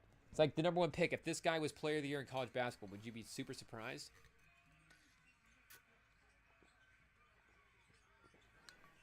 Like, you all know what example we're going to mention, chat. Like, if Anthony Davis was the player, or not Anthony Davis. If Anthony Bennett was the number one player in college basketball, if Anthony Bennett, with the college basketball season that he had previously had in the film that you were watching, if he had won Player of the Year in college basketball, would you have been surprised? It may have been a little shocking. Not that Anthony Bennett wasn't, you know, a good college basketball player. For sure he was. But I don't know if he was on that level. Oh, sorry, chat. The Florida versus Norfolk State game. It's got the yawns going. Sorry to Norfolk State, but Florida's just on a mission right now. They're locked in. They're trying to just destroy every team in their path. Norfolk State, unfortunately, was just in their path. It's really no fault of their own. We could just kick back, chat. Should we get IT to give us a blanket? Snuggle up. Watch some hoops. College basketball. Put up a couple of bucks down in a parlay, chat. Shout out to BETSTAMP. We can peruse BETSTAMP to see what the best odds are on the couple of games we have left on the slate for tonight. We still had UConn, Oklahoma. We still had Xavier, Illinois. And I guess those are the two. Bryant, Michigan State. And Liberty versus Oregon as well. So, good slate of late games. Definitely a good chance to make up any bets that you potentially didn't make or need to make up losses from the last couple of days from the morning nights. There's some good options here. And if you want to see your best options, chat, go to BETSTAMP. BETSTAMP is a marketplace. It combines all the odds into one spot from across all the sports books, chat. That's what's unique, and that's what's great, is because you can now shop your line, whatever line you're looking for, you can shop the best value across sports books. So if you're looking at, you know, like our guy was looking at that, our coworker friend was looking at the Xavier. Let me re-clarify, chat. Our coworker friend was looking at the Xavier over in one of his parlays. So if you want to say, hey, I don't know if you could use this as a parlay builder, but if you wanted to say, hey, we're going to just bet this one straight up, the Xavier over, let me look at a couple of different sports books and see what the best odds are. You don't even have to look at through all the different sports books and find the random odds and see what's going on and verify that your sports books have it or whatever. You can just go to BetStamp and your sports books will already be in there, and you will just be able to shop the rates for whatever beat you're looking for and whatever song you're looking for. It would be great, chat. It'll be awesome. But 29 to 39 with 36 seconds left, 35, 34, 33. In the first half, Akron versus Arizona. It is Arizona still in front.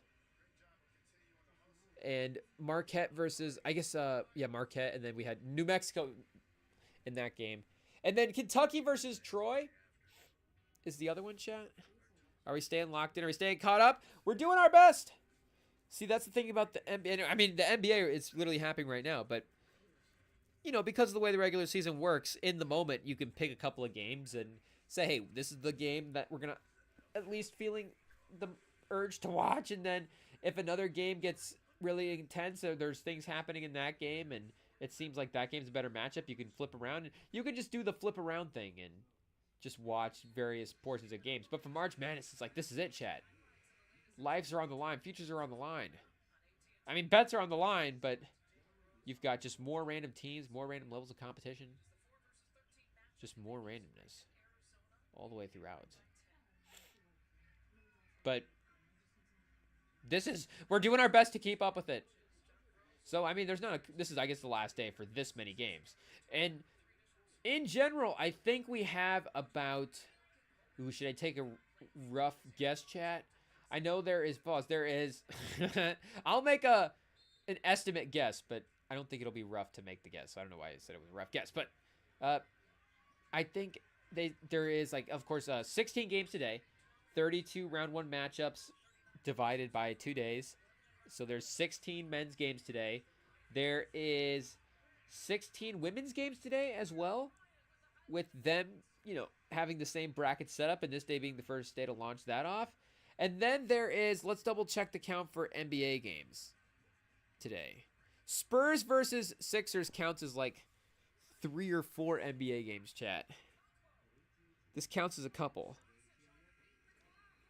Oh, excuse me. Sorry, chat. But this could put us, I don't think we're going to get to 50 games in total. But it is a decent slate tonight. A little bit more games than last night.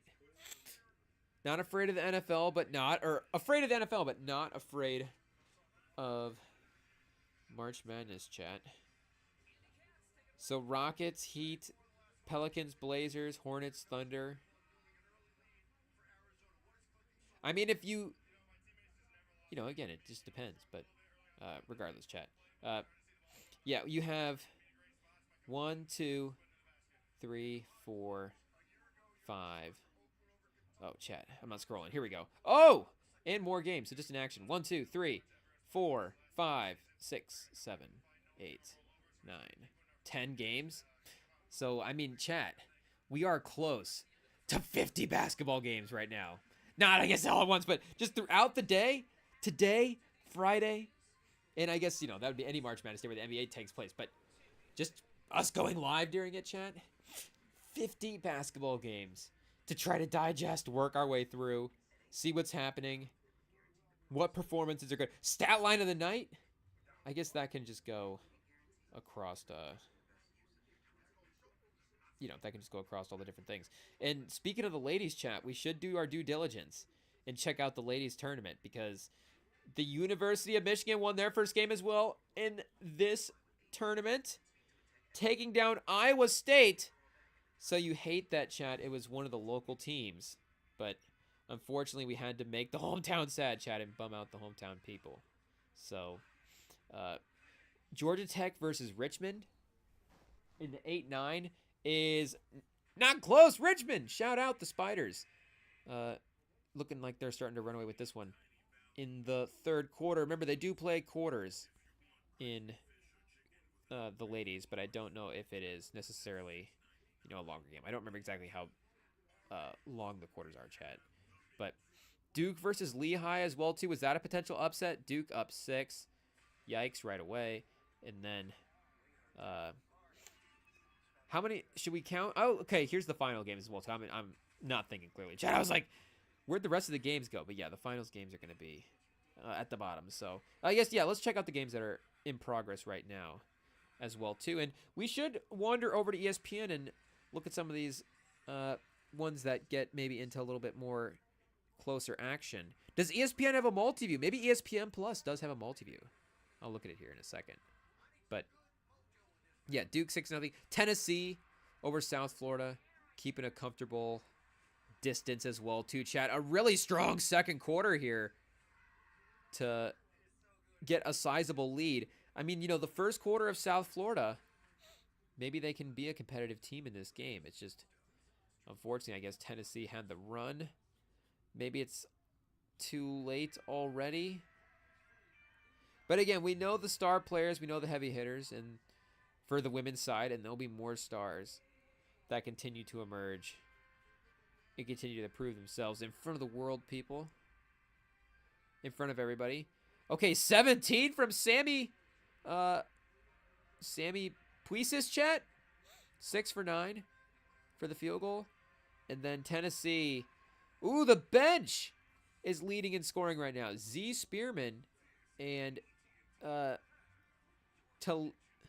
Talisa Cooper, 11 points, 4 rebounds, 1 assist to help them have the lead here in the second quarter. But yeah, Michigan 80-74, so we are the 6th seed.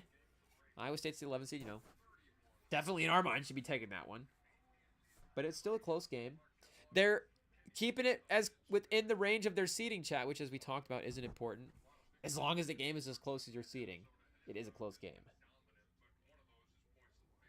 So Iowa State did their job, competitively hanging with the maize and blue in this game. But what are you going to do?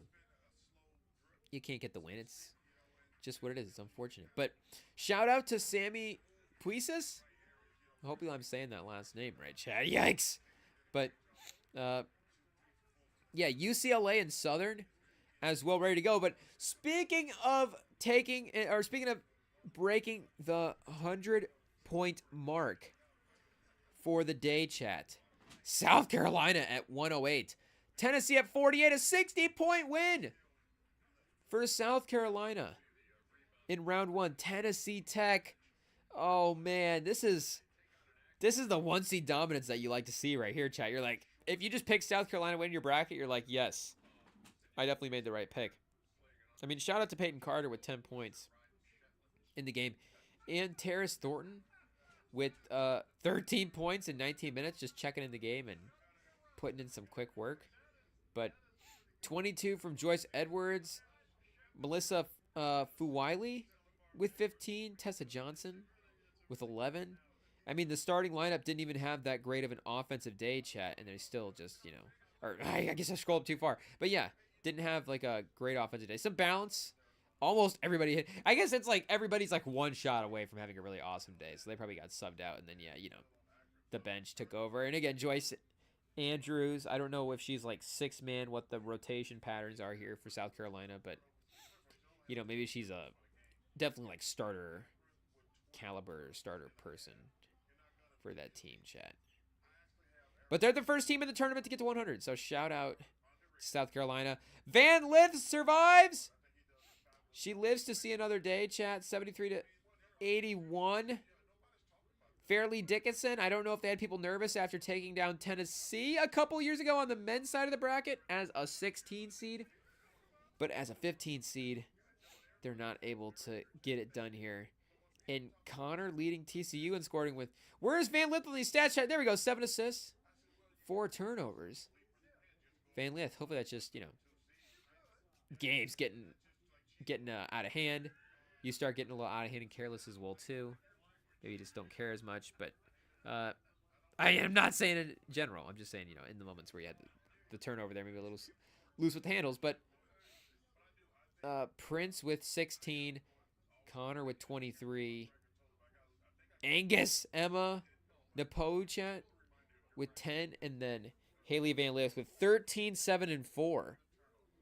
A steal and a block on the women's side. And 11 for 13 for the field, 2 for 6 from the three-point lines. Definitely not bad, but she still has better games that she is capable of as well.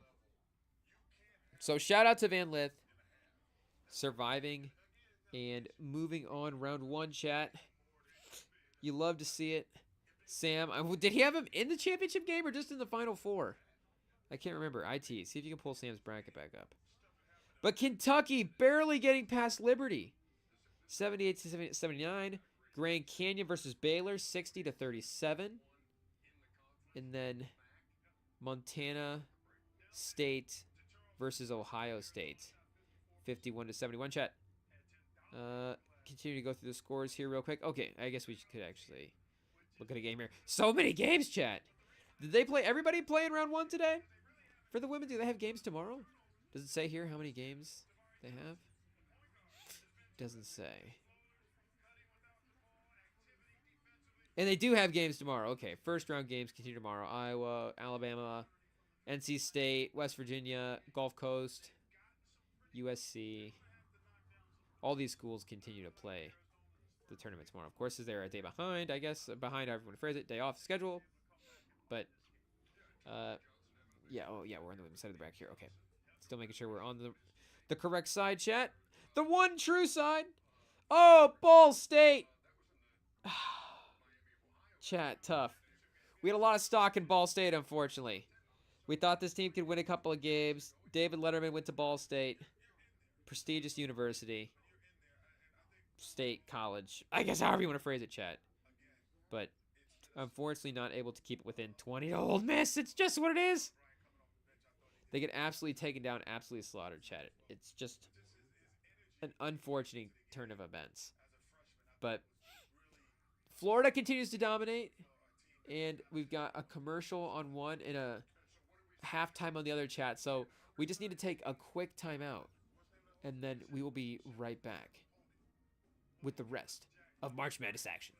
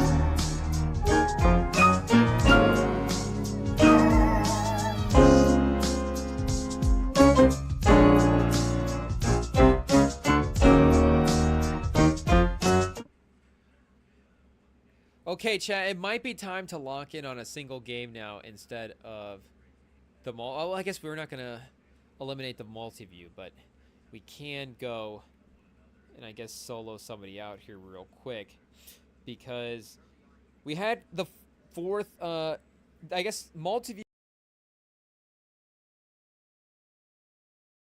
box, and you think, you know, like the League Pass multi-view has 4 screens, but you only get the 3 screens on there, so we had the 4th game up on another screen, but Kentucky is taking down Troy right now by 20. Oh, excuse me, chat, by 20 on CBS, so we don't necessarily need to worry about that one as of right now. But let's take a look at chat. Look at this. I mean, I'm just scrolling through right now. We've got South Florida versus Tennessee, Norfolk State versus Florida, the Rockets versus the Heat, Arizona versus Akron. I mean, it's just an absolute stat. Marquette versus NC State. We've just got an absolutely stacked potential here. The last days of Gene Hackman. Oh, no, chat. We don't want to watch that, but I guess our algorithm does know what we have been watching, chat, lately.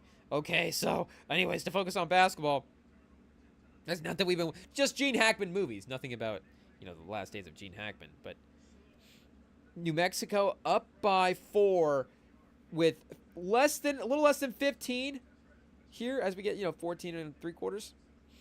Up by 4. Can Rich Pitino close out the game? We saw Rick Pitino motivate St. John's over the course of the first half there, and they laid the smack down. Oh! Marquette for 3. Foot on the line. Joplin. A 1-point game.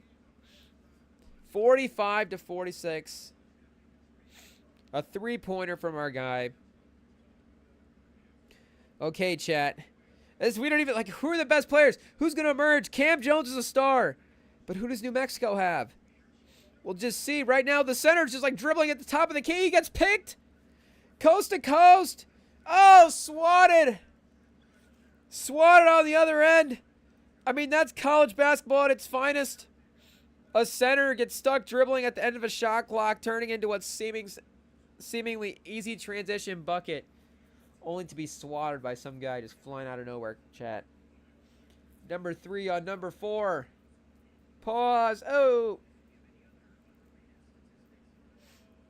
Okay, we'll get a little baseline out of bounds here. Cam Jones is the inbounder. So from the baseline, I imagine they might, you know, potentially try to get him right back into that corner there as he throws it to the basket, chat.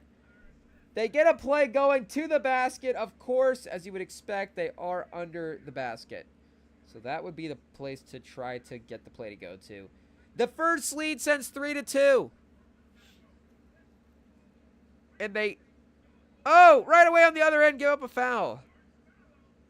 But great find by Cam Jones. Great set by Marquette on the back cut. So they're working them right now with the pick and roll in the middle. I know the big maybe doesn't have the handles to be creating a lot on the short roll, chat, but he is holding up right now. If he can just put it on the floor at once and dive to the rim. Couple of star players, I guess, wearing 23 for each of these teams. They just showed a graphic. Some MJ honoring going on. I mean, this guy's definitely an MJ kid, chat. I mean, it could... I mean, yeah, obviously the armband could be Kobe as well, too. But Kobe, MJ, and he's wearing 23. So I don't know what the 24... Is 24 New Mexico retired? Does somebody else on the team already have it?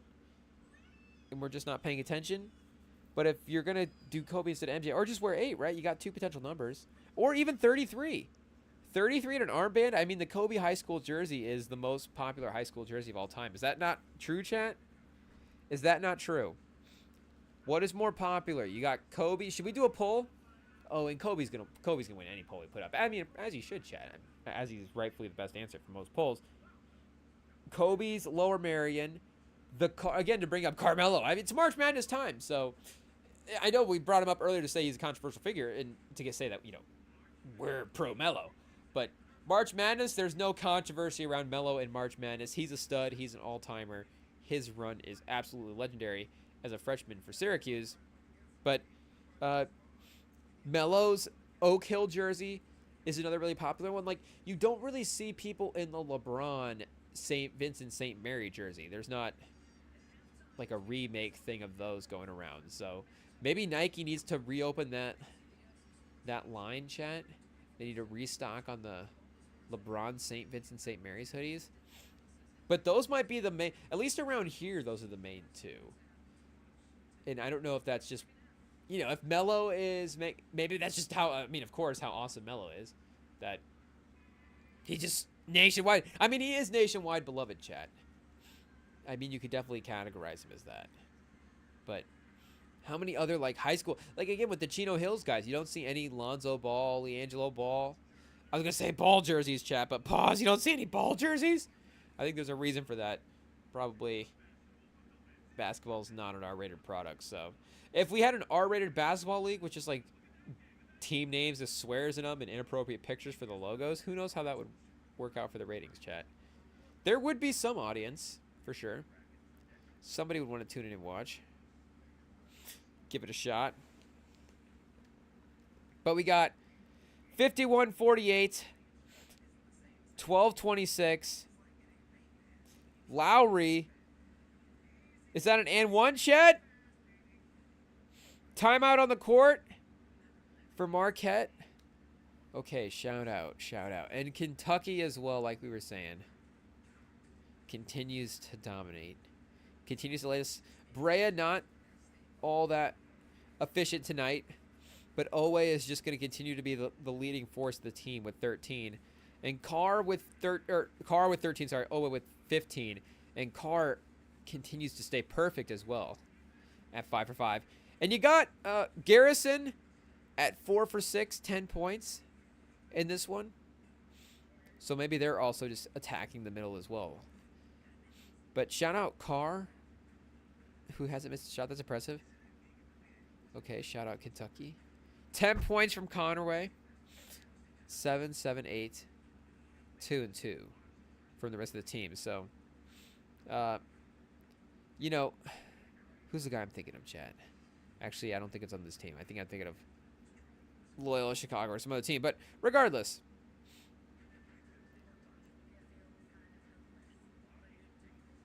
Okay, so Florida and Norfolk State finally goes final. We've got 8 left in that Kentucky-Troy game. And then, like we said, we're in commercial for Arizona-Akron. So shout out Florida. They will move on. UConn versus Oklahoma next. So they will be taking on the winner of that game. And that as well. As good as Florida looked today, and as good as they have, of course, been at the end of the season, and is maybe prominent. On FanDuel, they were the second best favorites to win the title. So right behind Duke. And their odds weren't that crazy. Like, I feel like that's how you know that they're the favorite, where not that Duke isn't the favorite. Like, Sam literally laid out a great case for it. But the fact that maybe Vegas thinks Florida is even a little bit more of a favorite because the fact that it's not as wide of a betting spread going into the tournament as maybe it was on the bracket picks. Like we're saying, everybody picking Duke. And, like, how many serious bracket picks are there versus, the serious, quote-unquote serious bettors or whatever? Oh, Chad, are we going to definitely get copyrighted now for accidentally letting that game play out? Should I double check here and make sure we're still live? Sorry, NCAA, we didn't mean to just accidentally pirate your feed. Make no mistake, we'll definitely take from the rich and give to the poor and supply the people with some fun free basketball. But, we're also thinking bigger picture here. Not trying to do too much, Chad. Okay.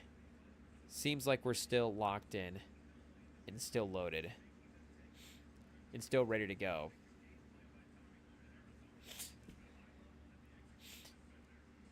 So it's still a 10-point game for Arizona-Akron as we start the second half. Akron, a little bit of a experienced tournament team. I think we could look at their tournament history from last year and see if, like Grand Canyon, they were running some guys back. Unfortunately for Grand Canyon, as we know, it didn't work out. But did Akron even get a win last year in the tournament? Akron may have even won a game. Oh, shout out to Akron women, chat.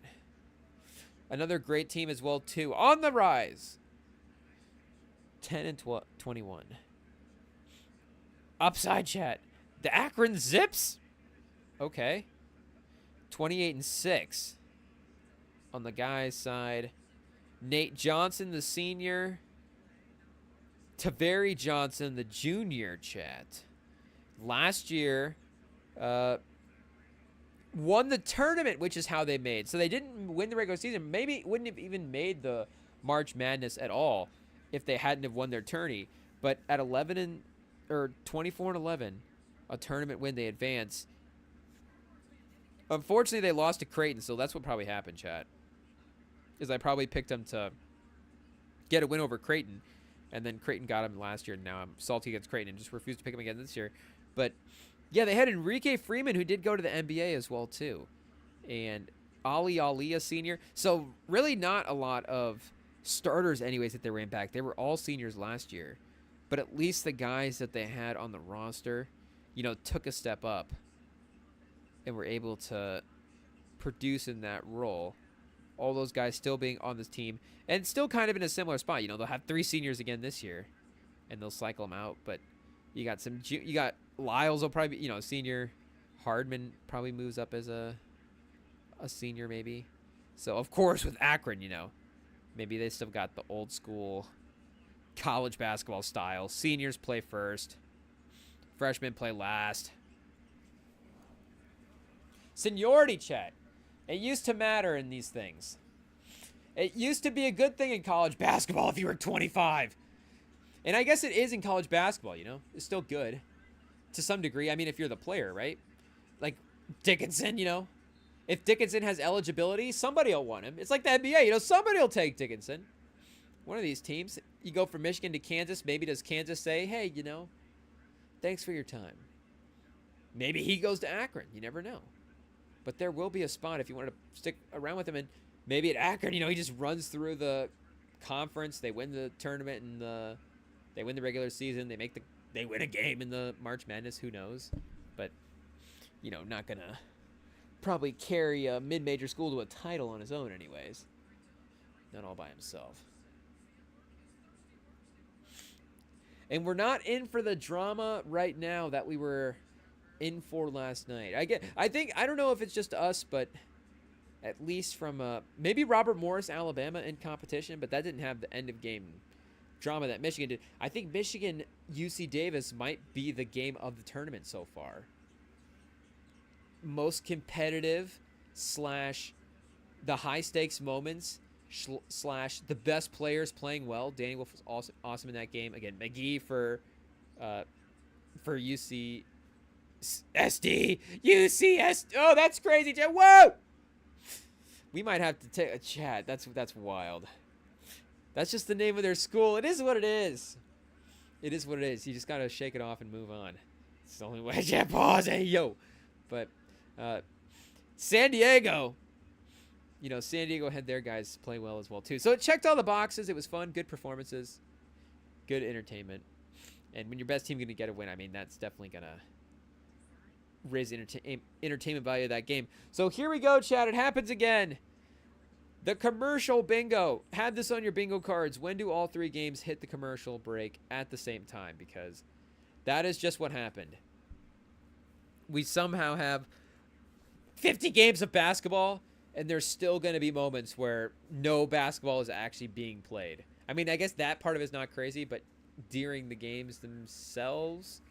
I mean, and not no basketball being played for the individual games. I'm talking about for the slate of games. Is Tennessee also in a timeout for the women's? They might be, chat. Who knows? The team they playing might have called a timeout by now. Tennessee's probably gone on a little bit of a run. 6 or 7 points. They probably were already, again, added or leading by a decent amount. Maybe just barely double digits before that. But this will be the thing that takes them over the top, chat. Pause. Hey, yo. So 1-point game with Marquette in the lead with 10:45 left in the second half. Cam Jones. Joplin. It hasn't been Cam Jones. It's been Joplin, the star player tonight for Marquette, chat. Sorry. Grabbing the water bottle. outscoring the entire team himself in the second half by his performance. Oh, and on the back door again, chat. Pause.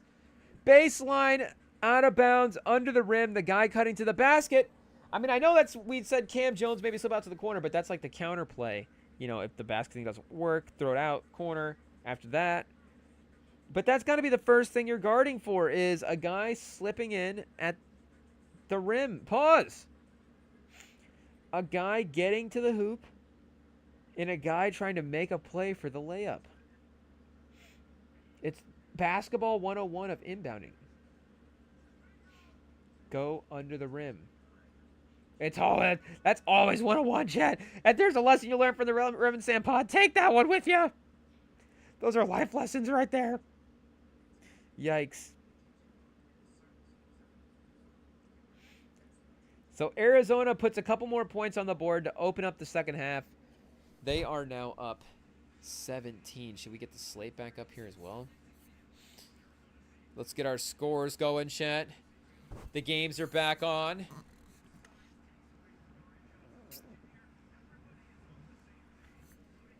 So who do we have after Florida versus... Oh, I guess, yeah, like we were saying, UConn.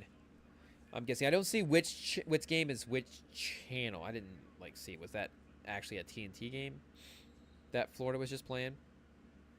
So, yeah, Kentucky, Troy, of course, will be followed by Illinois. And I guess it's the little four-team playoff thing where they'll go to a location in the back-to-back games. You know, that team in the bracket will play that team, blah, blah. So, yeah, it makes sense that the team that plays first, the next team that plays is the team that they would be playing against in the bracket. So that's an easy way, I guess, to... Or if, depending on how we explain it, you know, an easy way to figure out the schedule. Anyways, if you know the time of at least one player playing. And we didn't look at Baylor, Mississippi State either for stat of the night, chat. So we should probably check that out real quick. Edgecombe is crazy. Edgecombe from Baylor is a potential top 5 pick. And he had 14, 3 of 8, 5 and 2. 1 steal, 1 block. Not an overwhelming stats performance, but you had Love with 7 for 10. And Omier just needed to try to get it going. He was 3 for 11. Wright with 8 for 15. So other guys on the team were able to take the scoring burden off of Edgecombe. And, I mean, it's not like he had 7 assists and 19 rebounds and a couple of blocks and steals. You know, still had an overall, like, pretty decent stat line. But still seeming like he's worthy potentially of that spot. We haven't gone into the draft in a major way yet. But I guess I'm not going in predetermined to knock him out of the list just because he's not an Iowa guy. Fortunately, I don't have that specific bias. I have bias, chat, but not that specific bias. But yeah, shout out to Baylor for barely squeaking past the Mississippi State, chat. Bulldogs. Okay, tied game. Tied game, 53-53. Here we go, chat. Where's this one at? Hey, yo. Oh, I'm blind, chat. It's right in front of us. New Mexico versus Marquette. 8:45 left to go. We're going in. We're going red zone mode. They're in the red zone. It's the witching hour in this game. Baseline jumper on the inbounds again. They don't go to the rim. They go on the baseline. On the baseline. Oh, chat. Here, let me get the fan real quick. This is just a casual hang, chat. We're in, we're out. We're off over there. Grab a snack here. Oh, what happened? Did I click on the game? Turn the fan down there. Oh, now I'm all messed up, chat. It said, no, don't leave, please. Okay, here we go. Don't worry, I'm not going anywhere. The fan's just right there. I just need to move the computer off to the side and step away from the mic for 2 seconds.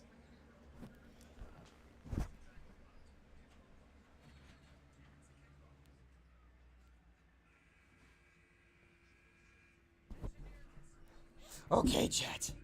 Marquette versus New Mexico. An intense college basketball game. Maybe we need to turn the fan up, chat. things are getting intense. So Marquette last year faced off against Michigan State as a 2 seed, I believe. 7-10 maybe? I forget exactly. Or no, Michigan State's a 2 seed this year is what we're thinking, chat. Last year Marquette was 7-10 versus Michigan State, and I think lost to Michigan State if I'm not mistaken, or a couple seasons ago. Recently in the tournament history, that is something that has happened. So could they potentially 2 years in a row be facing the 7-10 first round elimination? Poor Cam Jones, who I think also an interesting NBA guy. I don't know where he's at here in mock drafts, but just a perimeter shooter. I don't know if he is, you know, full on Jordan Hawkins. Again, Jordan Hawkins was, you know, the lead perimeter offensive player on a title team, chat. But yeah, they do have him going to Atlanta with the 25th pick in the draft, sorry. So a top 25 player in this year's mock. Some of the three-point shooting. I guess the three-point shooting percentage this year was a little bit low, chat. 31% from 3. But I think that's a little bit off of where he's typically at. I think if you're a scout, I think if you're a team that is positive on our guy, Cameron Jones, chat, then you will potentially look at the rest of his career and say, hey, his career, he's 36% with that 31% bringing down, you know, all these other numbers. So yeah, literally last year, 40% from 3, and he was taking more threes. So he was taking a little less field goals. He's, you know, every year continued to step up as more and more important in the offense, but he was still a pretty high volume 3-point shooter last year, and I guess even the year before that, he was, you know, even more primarily just a perimeter shooter. But again, that's why last year he's more in that lead role. But as a sophomore, he wasn't really doing that type of stuff. So the first 3 seasons anyways, if we look at those, yeah, 38% from 3. So 47-38 on 13.5 a game from Cam Jones. So yeah, definitely a little Jordan. And I guess there's going to be you know, always the age thing with him as well, too. Is he a fully formed product? Blah, blah, blah. But I could definitely see it. A first-round pick, top 25 pick on our guy Cam Jones. Is Atlanta the most ideal fit for him? You know, he does have a little athleticism for a backcourt guy, a little size and athleticism, which they are always searching for to put around Trae Young. But you've got Dyson Daniels there for the long term. I guess, is he the Kobe Buffkin replacement? Potentially, if they want to move on from that contract. Not that they're moving on from the rookie contract, but, you know, not that necessarily they're looking to re-sign him on some kind of a deal or whatever. But Brooklyn, Washington, both as rebuilding teams. Miami, Indiana. OKC at 20, you know, could be an interesting, like, do we need some three-point shooting? Is his stock a little bit lower because of the way he performed last year? Maybe they could do some kind of trade down. Somebody else really wants somebody. You know, Danny Wolf's still on the board at 20 for some reason. I know they have him 21 in the mock here, but we know he'll probably be being eyed by these teams in the top 15 by the time we get through the draft process. Once they sit down with Danny Wolf in an interview and then throw on the tape afterwards, chat, there's just no way that Danny Wolf is not going to be viewed as a top 15 pick. You could basically just guarantee it. But, yeah, shout out Cam Jones. A nice couple of wins in the NCAA tournament with him as the best offensive player on the team would definitely also help maybe even solidify him as a potential, you know, top 15 guy as well, too. And should we look at his what he's done recently from three-point percentage? Because some of those recent three-point numbers are actually pretty good in the conference tournament and the end of the regular season. So, 4 for 13, unfortunately. 0 for 5, 0 for 5. 4 for 8, 2 for 6, 2 for 7. So, yeah, a little bit more on the miss side, I guess, than maybe just, you know, what we would call inconsistent. But 4 for 13 is still, that's 30%. That's not great for three-point shooting, chat. But he's got 50%, I guess, in the conference tournament, along with another 45% performance as well.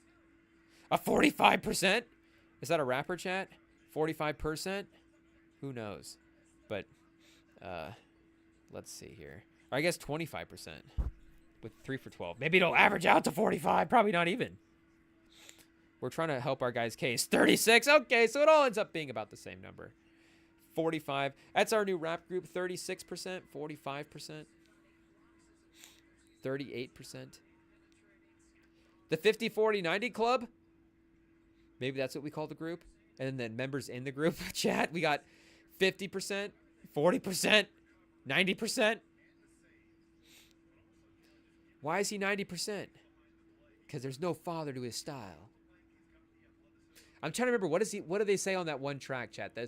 It's on the Wu-Tang track list where the Can It All Be So Simple, and then there's the intermission. And ODB is the old dirty bastard because he's got no father to his style. And then that one's like the most easiest one to remember, chat. But plus ODB is so iconic as well too. Like, you know, how you not remembering everything here about ODB. But I'm forgetting now what the other ones. Is that going to be on Genius if we look it up? I mean, obviously the track will be on Genius, but I'm assuming the interlude will be on there as well. Benny Blanco's new album and Selena Gomez. I Said I Love You First. Oh, definitely Benny Blanco. Definitely right away, Benny Blanco. Absolutely, chat. But maybe Selena Gomez. You never know. She's cute like that. She might have said it first. But, what were we looking up, chat? Now I'm distracted. Now I'm sidetracked by love. Selena Gomez, Benny Blanco. So sweet. Yeah, we were looking for Wu-Tang. We've got to figure out how we're going to form our rap group, chat. Why are we forming a rap group when New Mexico is leading by 1 point with a couple minutes left and Marquette's trying to storm back here?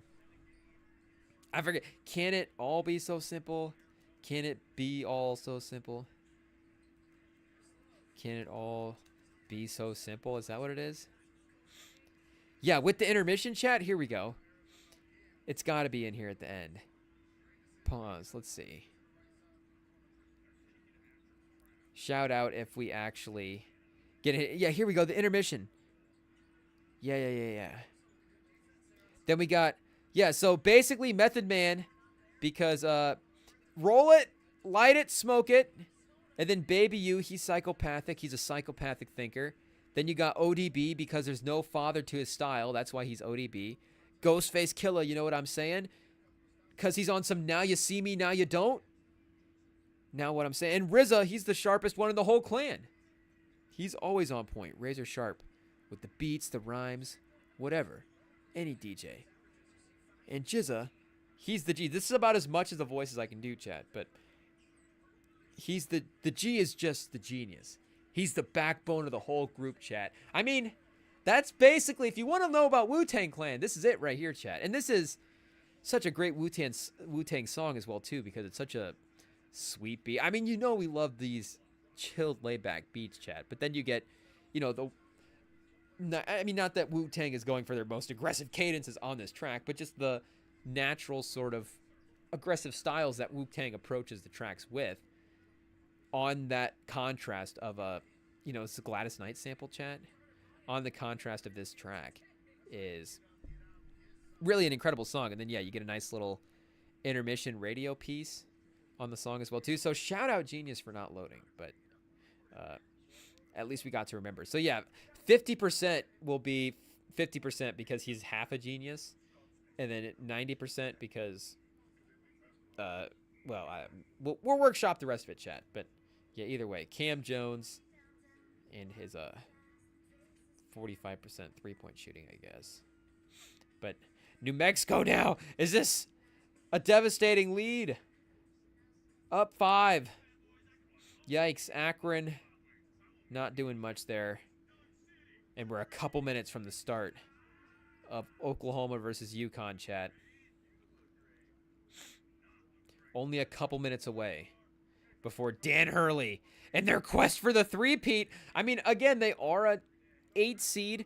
It's not like they're, at the top of the list for winning the bracket this year. But just to double-check the path, I mean, like we were saying, Florida is it's obviously a tougher matchup for UConn than it is for Florida. But Dan Hurley is a champion. And if they get past Florida, when you got Maryland, and you've also got St. John's and Texas Tech, Drake, Colorado State, in this bracket. Arkansas as well. So, St. John's, Texas Tech, and Maryland is not like, UConn couldn't get upset by any of these teams. Not like St. John's couldn't take down their fellow Big East opponents in a potential rematch. But is UConn not in an interesting path because as much as you don't want to face the 1 seed there, Surly, if you're unafraid, chat, and you're the right kind of team, and you just go, hey, we got to win games against good teams at some point to win the championship and to advance in this tournament. And if we have to play one earlier than maybe some other teams would like, that's okay with us. And I feel like Dan Hurley is definitely going to have that mindset. He's like, hey, some of you guys have even been champions. Like, taking down 1 seeds, taking down opponents, this is not going to be, this is not out of the normal. So I guess they got to get past Oklahoma first. But Dan Hurley, does that add to our Dusty May resume somehow? If, Dan Hurley off back-to-back championships, if he loses in the first round of the tournament, even as an 8 seed, it's like they're not a 12, they're not one of those lower ranked seeds. It's like obviously an upset. It's just an evenly matched game. So can Dan Hurley have his guys up for an evenly matched game to be the better team, chat? And then, you go into the next one. I guess, the next game would be a better example of that. It's like, the 8 seed versus the 1 seed, It's like, okay, yes, it would obviously add to the Dan Hurley legacy if he won this game, but ultimately we know where Florida is at as a program just in general. So, but, if he's, I don't know, just not able to elevate his guys in that way this year, chat, does that put Dusty May in front of Dan Hurley in the coach power rankings, chat? Let us know what you think. If Dusty May advances again as well, if the Michigan run continues, maybe that obviously continues to strengthen the case. But would you guys take Dusty May or Dan Hurley if Dan Hurley loses tonight? Depending on what happens in the game. Stay tuned to the Remington Instagram or the Remington YouTube. We will be putting up a poll. We will be trying to slowly but surely put out some Dusty May propaganda over time and just continue to get his name out there, chat. But what a great night it would be if we just were able to fall asleep to some Michigan State versus Bryant basketball with Michigan State losing. I mean, that would just be the great way to wrap up the day, chat. Michigan State getting taken down in upset fashion here, actually. Let's go. In upset fashion, chat. To Bryant. They've had it happen before. Denzel Valentine? What are the Jace Richardson, Denzel Valentine comparisons, chat? I like Denzel Valentine as well, too, as a NBA guy, as a college player, as, on the list, another list, chat. The guys from teams that we don't like, players from teams that we don't like, that we do like. Another draft that we could potentially do. Teams that we hated, but secretly we like this guy. Marvin Harrison Jr.? He might be another one, chat. But also the legacy child of a great Colts receiver gets a little bit of a bypass. Like, Colts family, chat, how much can family, how far can family go before it's too far, chat? Like, Marvin Harrison Jr. to go into Ohio State as a member. Like, that's just a personal us as a Michigan family. That's not, or just, us, Reb and Sam family as a Colts fan, or, as a Michigan fan. Not necessarily him harming the Colts family in any way. If he takes down the Colts, like that's where it would happen. It would be like playoff game, or I guess he's in Arizona right now. So somehow, if AI just tells us in a couple of years that we're gonna get a Colts Cardinals Super Bowl and it happens, or maybe more likely, Harrison gets traded to a good team in the AFC or something. But a playoff game against Indy versus Marvin Harrison Jr. and then he just takes down Indianapolis, then that would be like, okay, Colts family, obviously, he's hurt Colts family at that point. It's like the mafia, chat. These teams are like the mafia. At least they used to be. That used to be for those of you kids out there that don't know what sports fandom used to be like. Now you guys just root for players and you follow one guy around his entire career, and that is fun as well too. Like, I guess I'm making the case that fandom for teams is better, but fandom for players is just as fun as fandom for teams. Like, as as we've been saying time and time again, we do have fandom for players. It's not like we don't have fandom for players. We have guys on our watch list that we really like to watch and guys that we gravitate toward and styles of plays that we enjoy over this and this type of player over that type of player. Like, we do have favorite players, but obviously at the end of the day, the favorite teams that we have are going to be the main teams and the main focus of our, fandom energy. So, for the people now that just root for the players, like, it is fine. But it used to be like a mafia thing, chat. It used to be the family and the team and only the team. And if you betrayed the team, that was it. That was the last thing, chat. If you were on another team, if you went to another family, well, you just had to be cut out of this family. And sometimes I guess it still does happen. I guess, there are still team fans, obviously.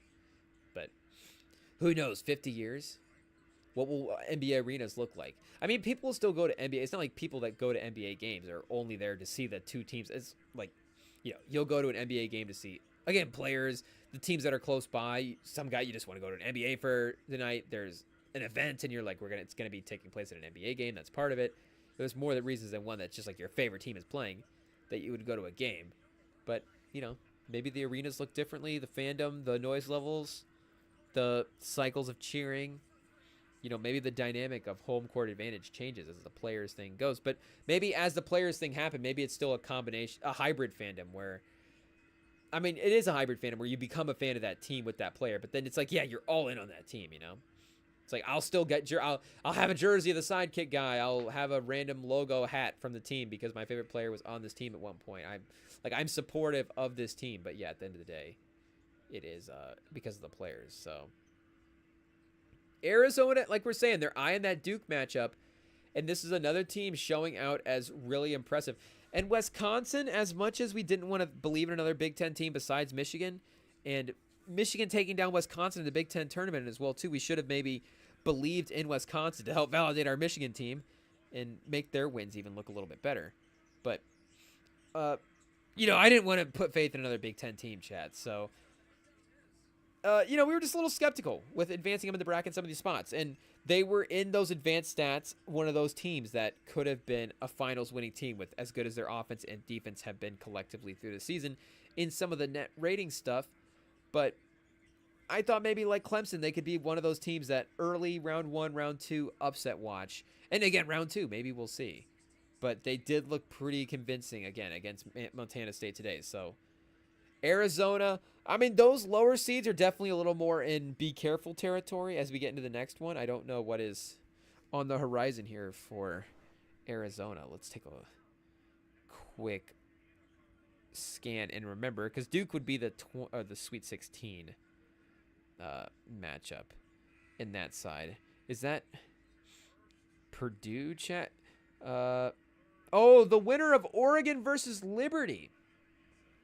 So, yeah, a potential 5 seed in Oregon or, a feisty 12 seed in Liberty as well, too, is, always something to look at. But this kind of dominance in round 1 is definitely another establishing game for the Wildcats. So we've got to give them their props as well. But we've got a minute 48, and Rich Pitino has his team up by 7. And with another free throw, has a chance to go up by 8, chat. So, yes, technically a close game alert, but this is New Mexico pulling away. This is them adding to the lead. Cam Jones is going to have to go on a Reggie Miller level crazy scoring tear. Hopefully that doesn't mean jacking up. Stop. Joplin for 3. Oh! Off the rim, chat. Back iron. New Mexico scrambling for the loose rebound, gets it eventually across half court as well, too. Getting close to sloppy play there. Timeout. Trying to get things settled down. Get some plays drawn up, but you needed to go a little bit quickly because, of course, time is running out and you have several shots that you need to make up here. You don't really have time to get a stop either, so, playing that foul game, you're just going to need to give yourself as much time offensively as possible to operate. But I don't know if they were good look. It was a good look. I think it was a good look from 3, actually. And barely kind of missed it off the back iron. You got to live with those results sometimes at the end of the day. But in terms of the location and the spacing, and situation, I think it's a justifiable look. And I think you could definitely count on your guy making it. I don't know what the percentages are for that player on the season, if he's as reliable of their three-point shooter as you'd want in that spot. But if they're trusting him, if they're passing him the ball, if the offense is geared toward having him out on the perimeter, then I'm guessing, yes, he is more than well suited to be taking on those kind of responsibilities. But there still is 90 seconds. It still is 8 points, so it's still 3 shots. And again, I don't know how confident we are in the three-point ball right now for Marquette.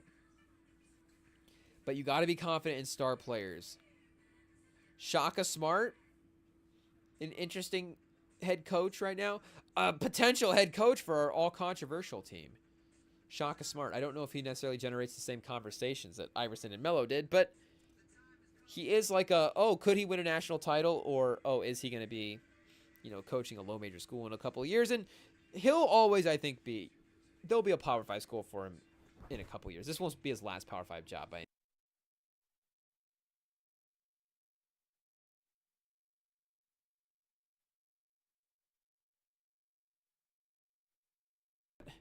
Testing 1, 2. And how many years we have left in the school in the spot, though?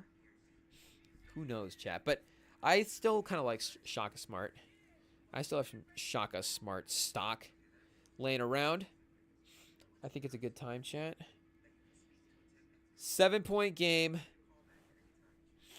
Just under a minute now, with 59.7 seconds left.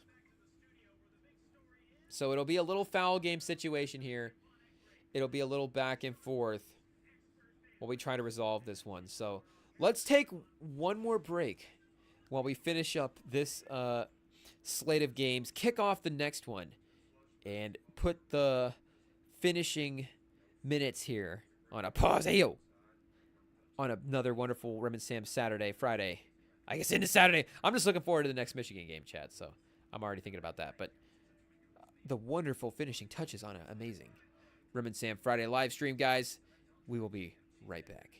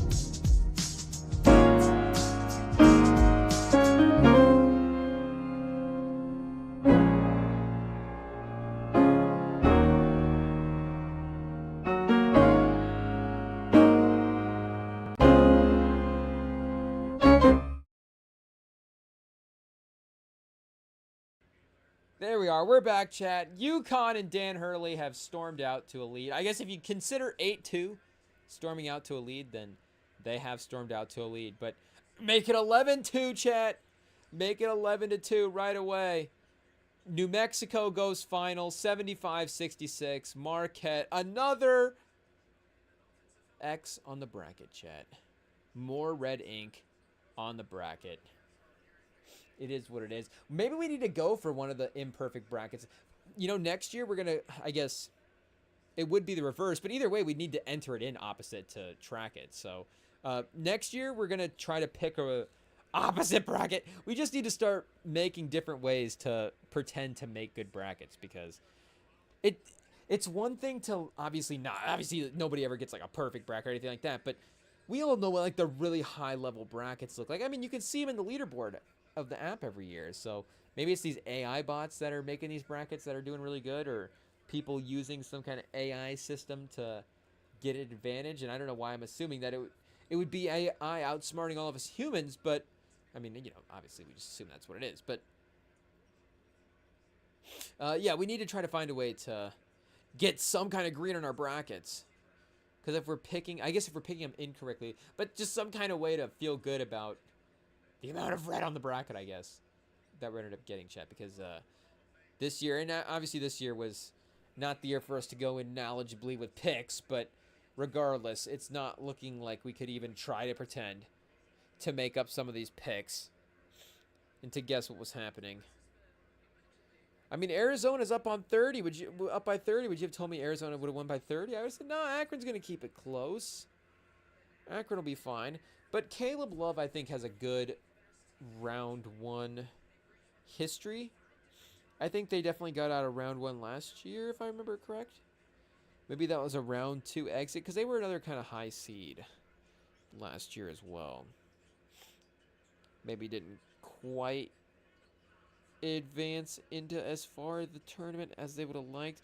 Okay, 34 games played. Obviously, there's some conference championship stuff on top of that. Oh, yeah, we're looking at last year. Okay, they did go to the Sweet 16. Yes, they lost to Clemson in the Sweet 16. Win over Long Beach, win over Dayton. So, yeah, Long Beach by 20. Long Beach State by 20 last year. Dayton by 10, and then lost to Clemson by 5. So, yeah, the math works out, chat. They just progressively got worse every week. Every game, I guess. But they've now... Does the math work out if they win by 30? They're back on track. Then the next game they lose by 15, and then... Or they win by 15, and then they lose the Sweet 16 by 7, I guess? 7.5? If it plays out the same way? We'll just have to see what the final number total margin of victory lands on here. Because we got 3 minutes left, and this one will not be dragged out in the later minutes like Marquette tried to do with New Mexico.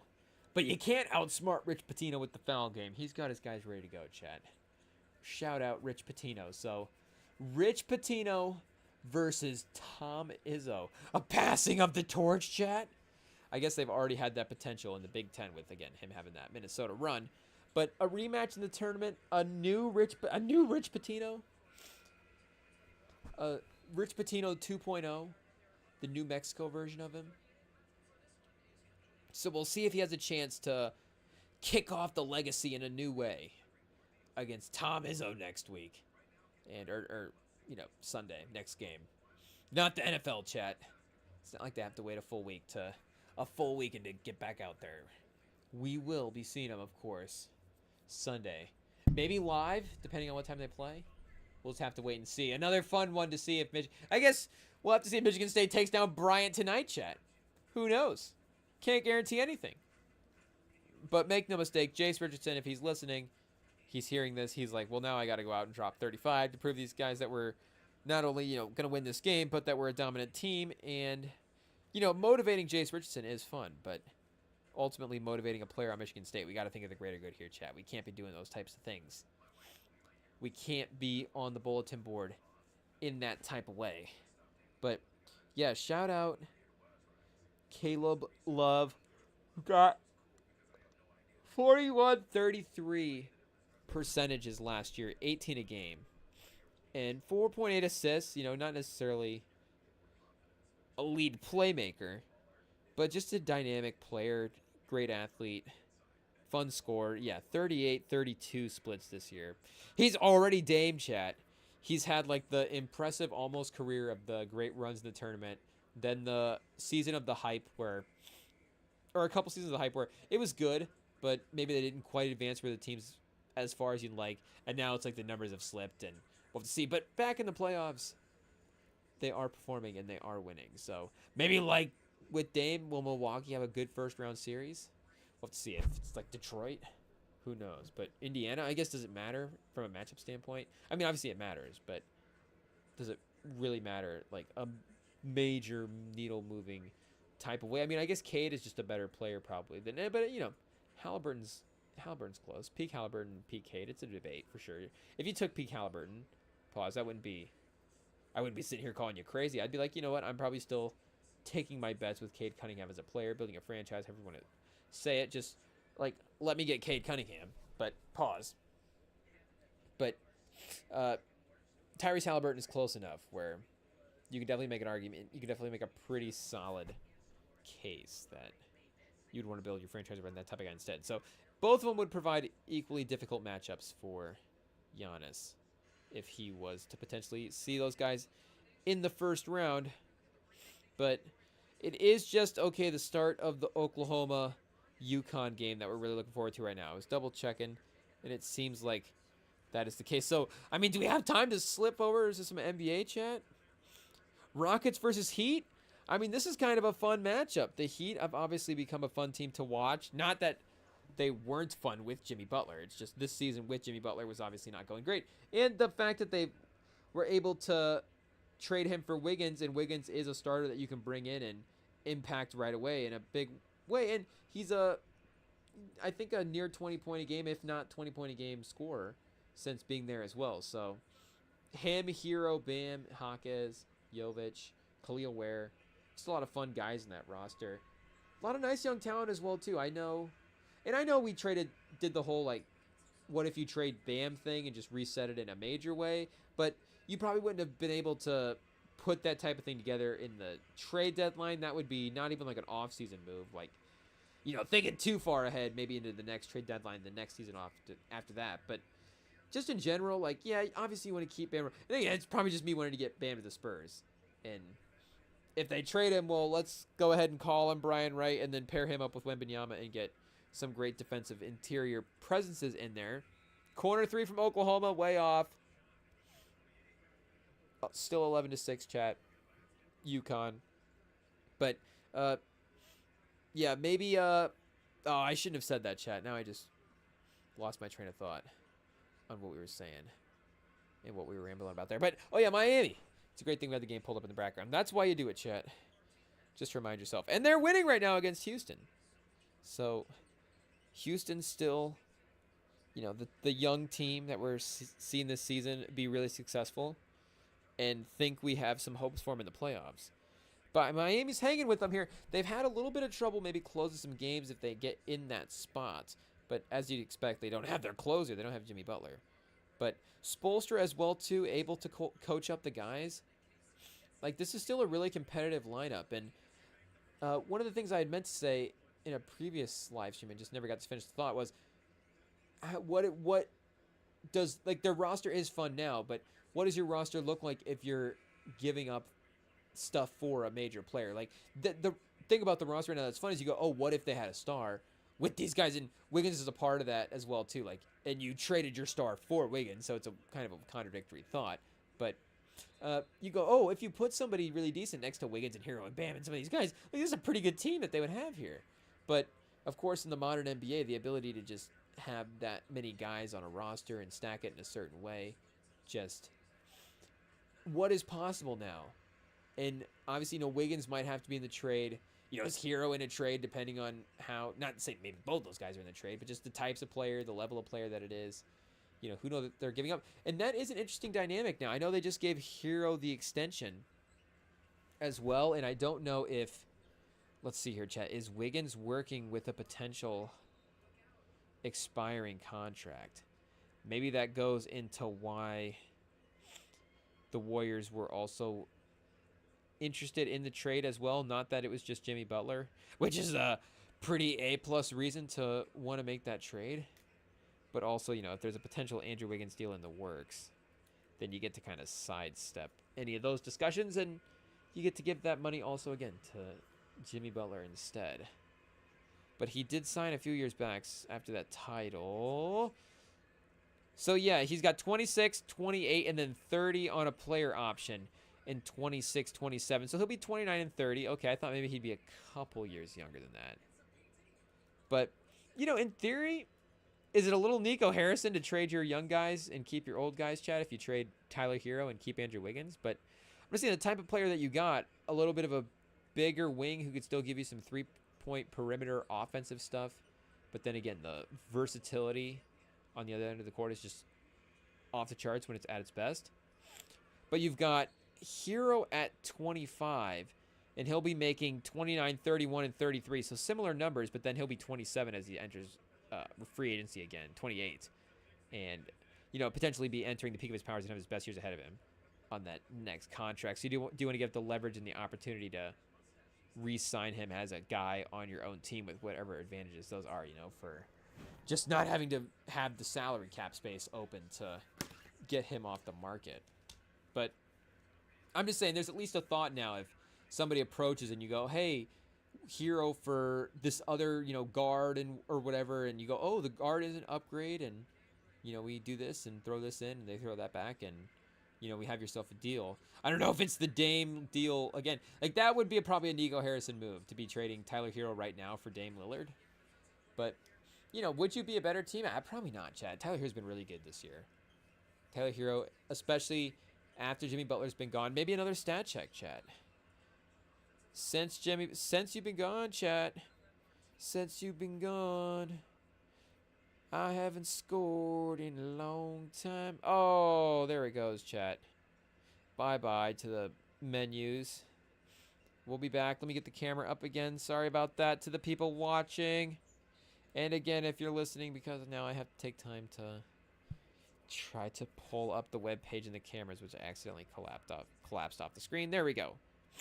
We are back and up running, but since he has left the team, Chad, Jimmy Butler, let's see what Tyler Hero's done. I mean, I wouldn't be surprised if he was 24, 25 a game. I mean, he might be up close near 20 shots a game as well, too. So maybe you want him to be in that range just with the volume he's getting. But they're willing to give him that volume, chat. Pause. So he's 23 and a half on the season. 23, 5 and 5 on the season. 46, 36 splits. I mean, Tyler Hero, chat. Solid player. You can't deny it. He's a really solid, productive offensive player, and at least he's looking to try to help now and mess around and do some stuff on defense. But just the last couple of games as well for our guy Tyler Hero. And the trade deadline was, what, the 16th this year of February? So he missed the game in Miami against Boston. They lost 103 to 85. Since then, chat, Miami has gone on a massive losing streak lately as well. I mean, I guess, yeah, we're talking about post-Jimmy Butler trade. But I guess we were right earlier when we said that they were having trouble closing games. So we weren't making that up, chat. I just didn't realize they had lost that many games in a row at this point. But 23.2 points per game since the trade. Oh, that's since the 12th, sorry. So he was with the team after the trade deadline. But the 16th trade deadline then into All-Star break, is that how I remember it correctly? Or no, the trade deadline, because Super Bowl was, I don't know, chat, whatever. We'll go 21st to the, 21st to 21st of the month anyway. So last month, 23 game, 6 assists, 4.3 rebounds, and a steal per game, and 10 blocks in 15 games started. Like, that's pretty fun for Tyler Hero. You go out there, you're almost getting a block a game. Like, make no mistake, chat. If I was a player in the league right now, I'd be going out, at least I would be stat searching one thing: blocks. I would be Jaren Jackson. I'd be getting in foul trouble because of all the block shots I'd be attempting. That's why I don't blame Jaren Jackson too much, because I get it.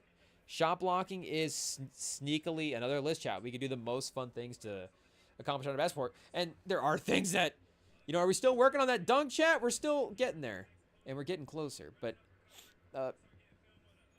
as something that you can actually accomplish, maybe just a normal person, like that is, one of the better basketball feelings, chat. Pause. Yikes. It's just what it is. But shout out. Is Hurley just giving us some... I was going to say, we had halftime for that game already, but is Hurley just giving us a middle-of-the-game interview? Yep, 10 minutes in the first half, and Hurley just needs to get to the sideline and give us a report, I guess. You rarely see the in-game pre-timeout interview, chat. That's crazy. Before the man, calls a timeout, and then it's like, I'm going to go do an interview real fast. I mean, you might have great assistants and great coaches, and great players, too, who are able to manage themselves in this kind of situation. Sometimes the boss can leave work for a second, chat. It's just what it is. But should he always be out of work? Should he be out of work for both shifts? And that's crazy. Be like, oh, boss man's got to be in there all the time, chat. Boss lady, boss person, they've got to be in there all the time. But, that's crazy to think that. But I'm just saying, if that were the case, I guess. But Illinois versus Xavier as well, too. Couple minutes from countdown to that, so that'll be definitely exciting. And if Michigan State is winning, Illinois versus Xavier will definitely be the main game of the evening as well, too, Chad. So that'll definitely be fun. Illinois is a good offensive team, no defense. And do they potentially play Alabama later? I forget. I know Kentucky is the matchup, so a couple of offensive teams people are saying as a potential matchup. But we just saw Alabama give up 80 to Robert Morris. So they might be in jeopardy of a massive offensive night as well, too. But Alabama has the same Vincent St. Mary's winner. And then, no, they wouldn't play them. I guess maybe until a potential Final Four. Or no, yeah, Bama is in this one. Bama, chat, shout out. Or no, yeah, we're looking at the Bama. What am I... And then who's the other team I'm looking for? Not Tyler Hero, chat.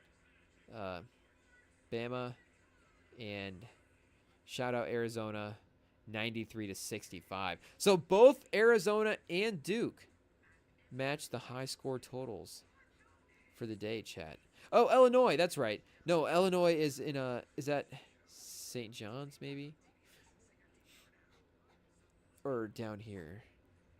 Yeah, here they are, chat. Tennessee. Okay.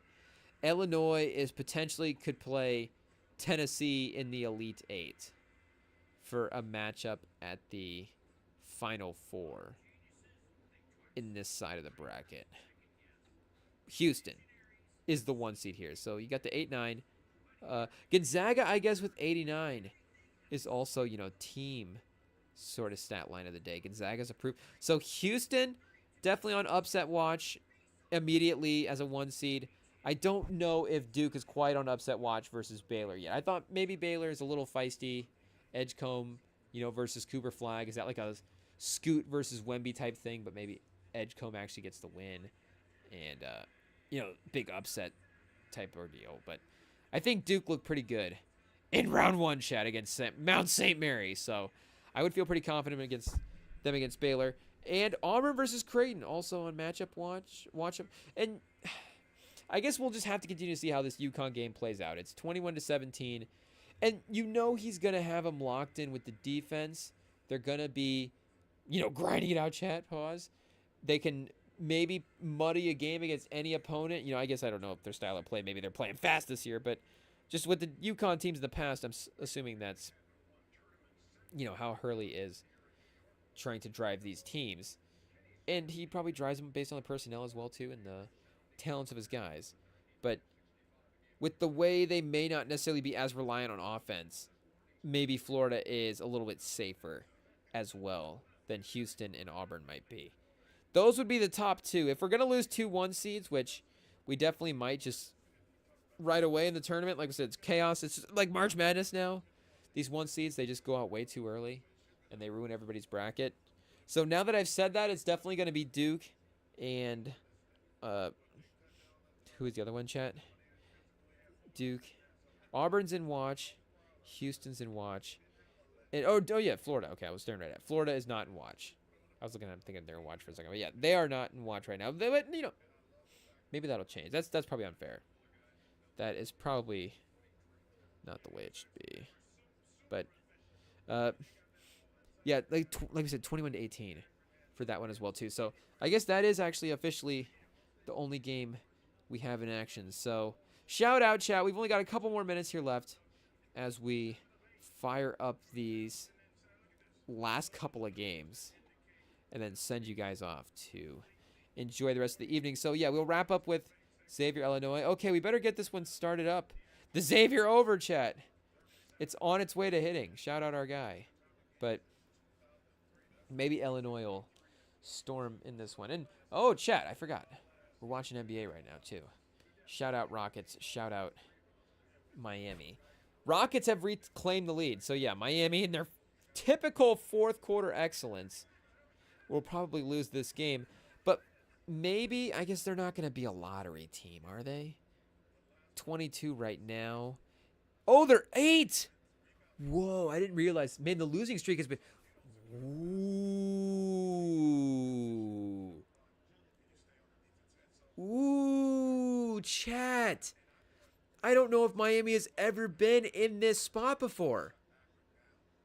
Well, I mean, obviously Miami with Dwayne Wade, they drafted, third over of Chris Bosh was, or fourth or no, they did draft fifth that year. Yeah, Dwayne Wade was fifth because it went Mello, chat. I went Braun, Darko, Mello. It's been such a pro-Mello pod. I had him first in that draft in my mind in the 03 redraft. But Mello, Darko, chat, I literally just did it again. Braun, Darko, Mello, Bosh, and then Wade.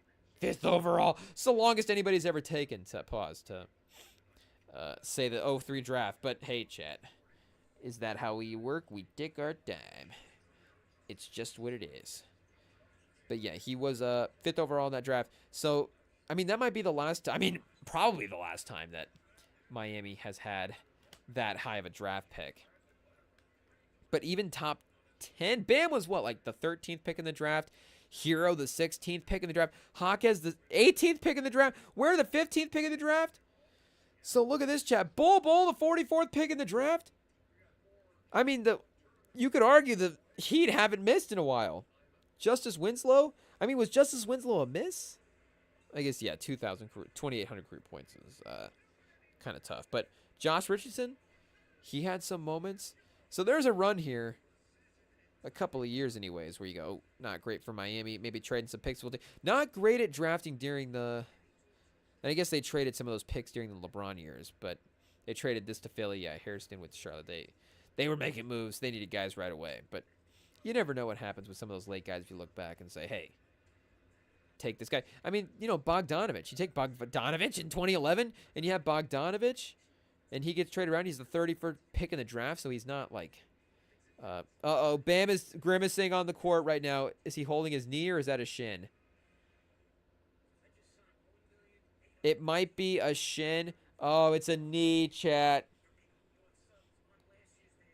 Thompson lands on his knee as they both fall to the floor. It's not like a gruesome looking injury, but hopefully it's just not a season ender. Hopefully we're not just all-time jinxing Miami with gassing up the potential. Oh, he's up and walking around. Okay, good. Not that we were, being selfish with, our takes have taken on the Miami Heat, but, just the Bam health of it. Because at this point in the season, and not that you want a guy to get injured, but you think at this point in the season, and especially with what we were about to say, like, what if they get a high draft pick and get one of those top guys? But you have Bogdanovich, maybe an 11. Yeah, then he goes, he plays overseas for a couple years, then doesn't go. Okay, so they wouldn't have had him for the LeBron years, because that would have been a fun guy, maybe, to off the bench. Not that we would have wanted him in maybe some of those finals. They didn't need him, obviously, the one year they won San Antonio, and then I don't know if he pushes them over the top in that series in 14, but maybe he is an interesting piece for them to have. Oh, Beasley was the 2nd pick in 2008. Wow. I didn't realize it had gotten... So shout out to Wade, chat. I didn't realize it had gotten them down to the 2nd pick. Was Wade injured one of those years? or was this the year? Because he won the scoring title in one of those couple of seasons before LeBron showed up as well too. He put up like the 28 points a game. So let's see. Well, I guess we'll go back and look at that team in a second. But yeah, number 2 pick in 2008. Or can we actually just? I'm thinking slow tonight, chat. I'm loading slower than the computer. Can we sort this by the pick? Here we go, chat. So top 10 picks in the history of the Miami Heat. Michael Beasley, Glenn Rice, Steve Smith, Dwayne Wade, and Ron Seikaly. That might be a decent starting 5. Steve Smith, Dwayne Wade, Glenn Rice, and Michael Beasley. Michael Beasley with those 4 guys might actually hit like peak Michael Beasley levels. So Michael Beasley is the number 2 overall pick, the highest draft pick in franchise history. And then, yeah, 2 90s guys. So Caron Butler in 02, right before. So you go Butler versus Wade in back-to-back drafts, 02, 03, is not a bad 1-2 combination, chat. Pause. But, yeah, you see the rest of it. They've been mostly outside of the top 10. Except for that one season, chat. So let's just take a quick reminder of what happened with 2002 Miami. 26 and 30, or that was, I guess, Caron Butler. We're looking for the Michael Beasley years. So he was a 2007 draft here, chat. Let's take a look. Or was he 08 draft? Did it go south quickly? 15 and 67 for the Miami Heat that year. Wade played, in 51 games, 24 a game. Marion, 16 games. Haslam, 50 games.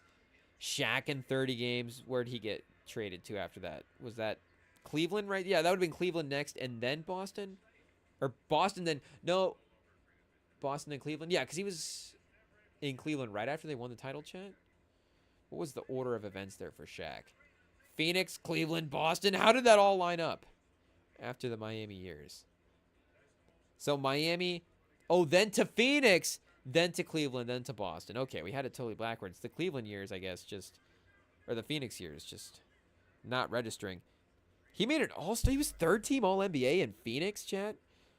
That just does not get brought up in Shaq's career, which is this absolutely should be a 36-year-old season where he was, you're not going to say 17 and 8 is amazing, but 60% from the field and still majorly impactful for those early Suns teams. Shaq and Amari. Let me pull up this roster here real quick, chat. 46 and 36. Terry Porter, a little Alvin Gentry. So Alvin Gentry, 18 and 13, and then what? Did he take over for Terry Porter? Or was it the other way around? The Steve Kerr, of course, GM era for that team. Ooh, Grant Hill? Was he playing? So, yeah, Amari, 53 games. Shaq, 75. Steve Nash. Jason Richardson, speaking of Jace, about to play Raja Bell, Grant Hill, Matt Barnes, Boris Diaw, Leonardo Bosa, Jared Dudley, D. Brown, Goran Dragic, Robin Lopez, Stromile Swift. They have like 15 guys. I guess they all didn't, probably not all playing at the same time. And not all, at the peak of their powers at the same time as well, too. But an interesting collection of players, chat. I might go back and rewatch a game from the 08-09 Suns team and just remember the Shaq Amari. I would just watch that Shaq Amari Stoudemire combination and just think about what could have been. Shaq might have the best teammate team potential. There's a lot, at least a really fun, the most fun. Can we say that Shaq played with the most fun teammates of all time? Like the potential lineup of Shaq teammates of Amari Stoudemire. I guess you could put Alonzo in there for the second big. They, were teamed up in Miami. But you have Amari, you've got Penny Hardaway, you've got Kobe Bryant, and you've got Dwayne Wade. And I know you've got, say, 3 guards, but it's 2025. If we're time machining it, chat, there's versatility there. There's wings. Penny's a little bit of a wing guard. Kobe's obviously a little bit of a wing. Same with, Wade's a little more like a shooting guard, typically type stuff. But what was like a massive Amari game? Okay, he had 49 against Indiana in a win. Indiana, 08 Indiana. Would they have been any decent that year? It looks like kind of chill for the rest of the year after that. 42 versus the Clippers. And then what? Unfortunately got hurt. Yikes, Chad. You hate to see it if you're a Suns fan. Him just absolutely popping off and then getting derailed like that. Utah, they lost. He had 30. 28 in a win and a loss to Dallas. Oh, wait, Dallas? I don't know if I want to, get riled up watching Dirk again, chat. Pause because of the, we rooted against him so passionately. As a Spurs fan, I don't know if I want to put myself back in that mindset. They lost 90-91 to San Antonio and they put up 25. Okay, chat. This might be the game right here. Do we just spoil the box score and see what happened? Michael Finley. A Michael Finley 12. Duncan 25. Parker 27. Ginobili. A Ginobili 4 for 14. I'd like to rewatch a good Ginobili performance, but, I guess we can't have everything, chat. Shaq with 23. Amari with 25. Grant Hill with 16. And Duncan with 25. This might be a fun game to throw on, chat, if we could find this on YouTube. I mean, do we even take a look and see if it's out there? Does somebody just have this, uploaded to some site somewhere? We're probably just going to pull up, box scores and highlights. We're going to have to dig deep, chat, pause, to try to find the full version of this game. Ooh, oh! There's a playoff game. 2008 playoffs. Okay, but if they played in the playoffs this year, is this the... What year was the Heat... not the Heat check game, the... Steve Nash flopping on the Robert Horry elbow, chat. Robert Horry elbow. And I guess Amari wouldn't have been in the playoffs that year, so... That would have been a... a bummer game to watch when to get the peak version of that team. So, yeah, I guess we'll just try to find on YouTube some version of this 09 Suns team to watch with Amari and Shaq. And just see what's going on. But look at that, chat. Illinois storming back out to the lead. 21-17 here, early to start. Let's see. Oh, no points. They somehow have 21 points and nobody has scored.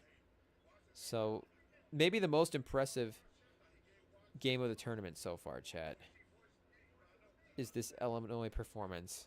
Let's get a little update. Oh, and Houston has now managed to get an 8-point lead against Miami.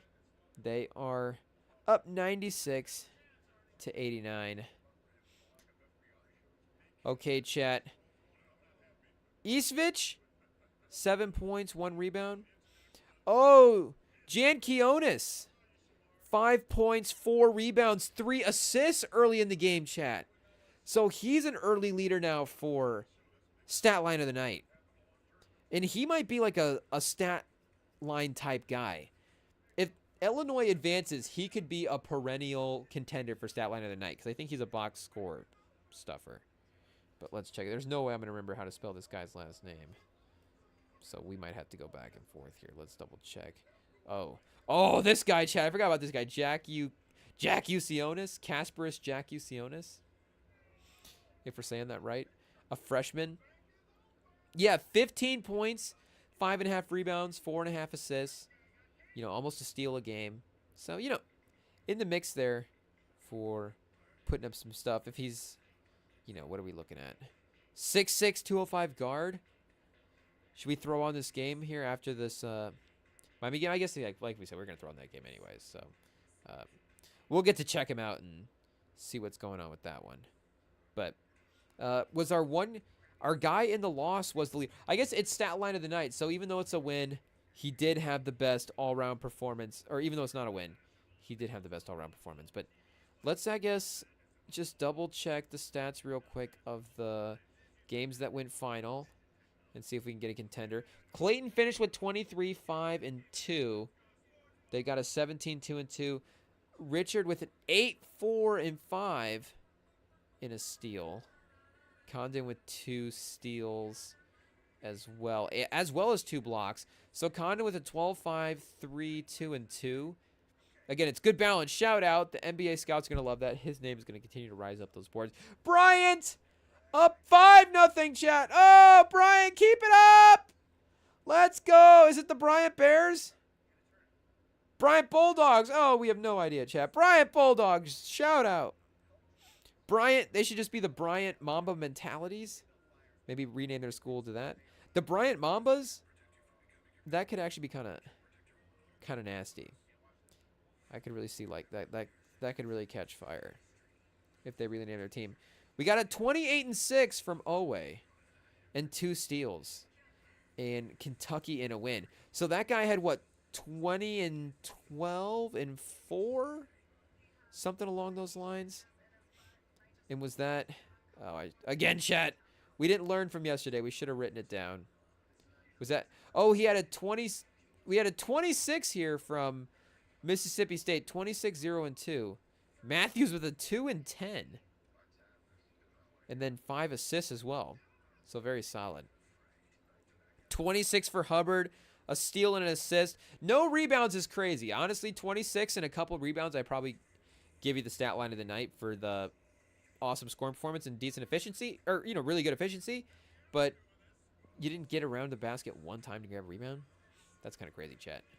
Even though 3-point game is close enough as well, too, where we'd have to go back and look at the highlights of that. Is the loss, do we blame it on him?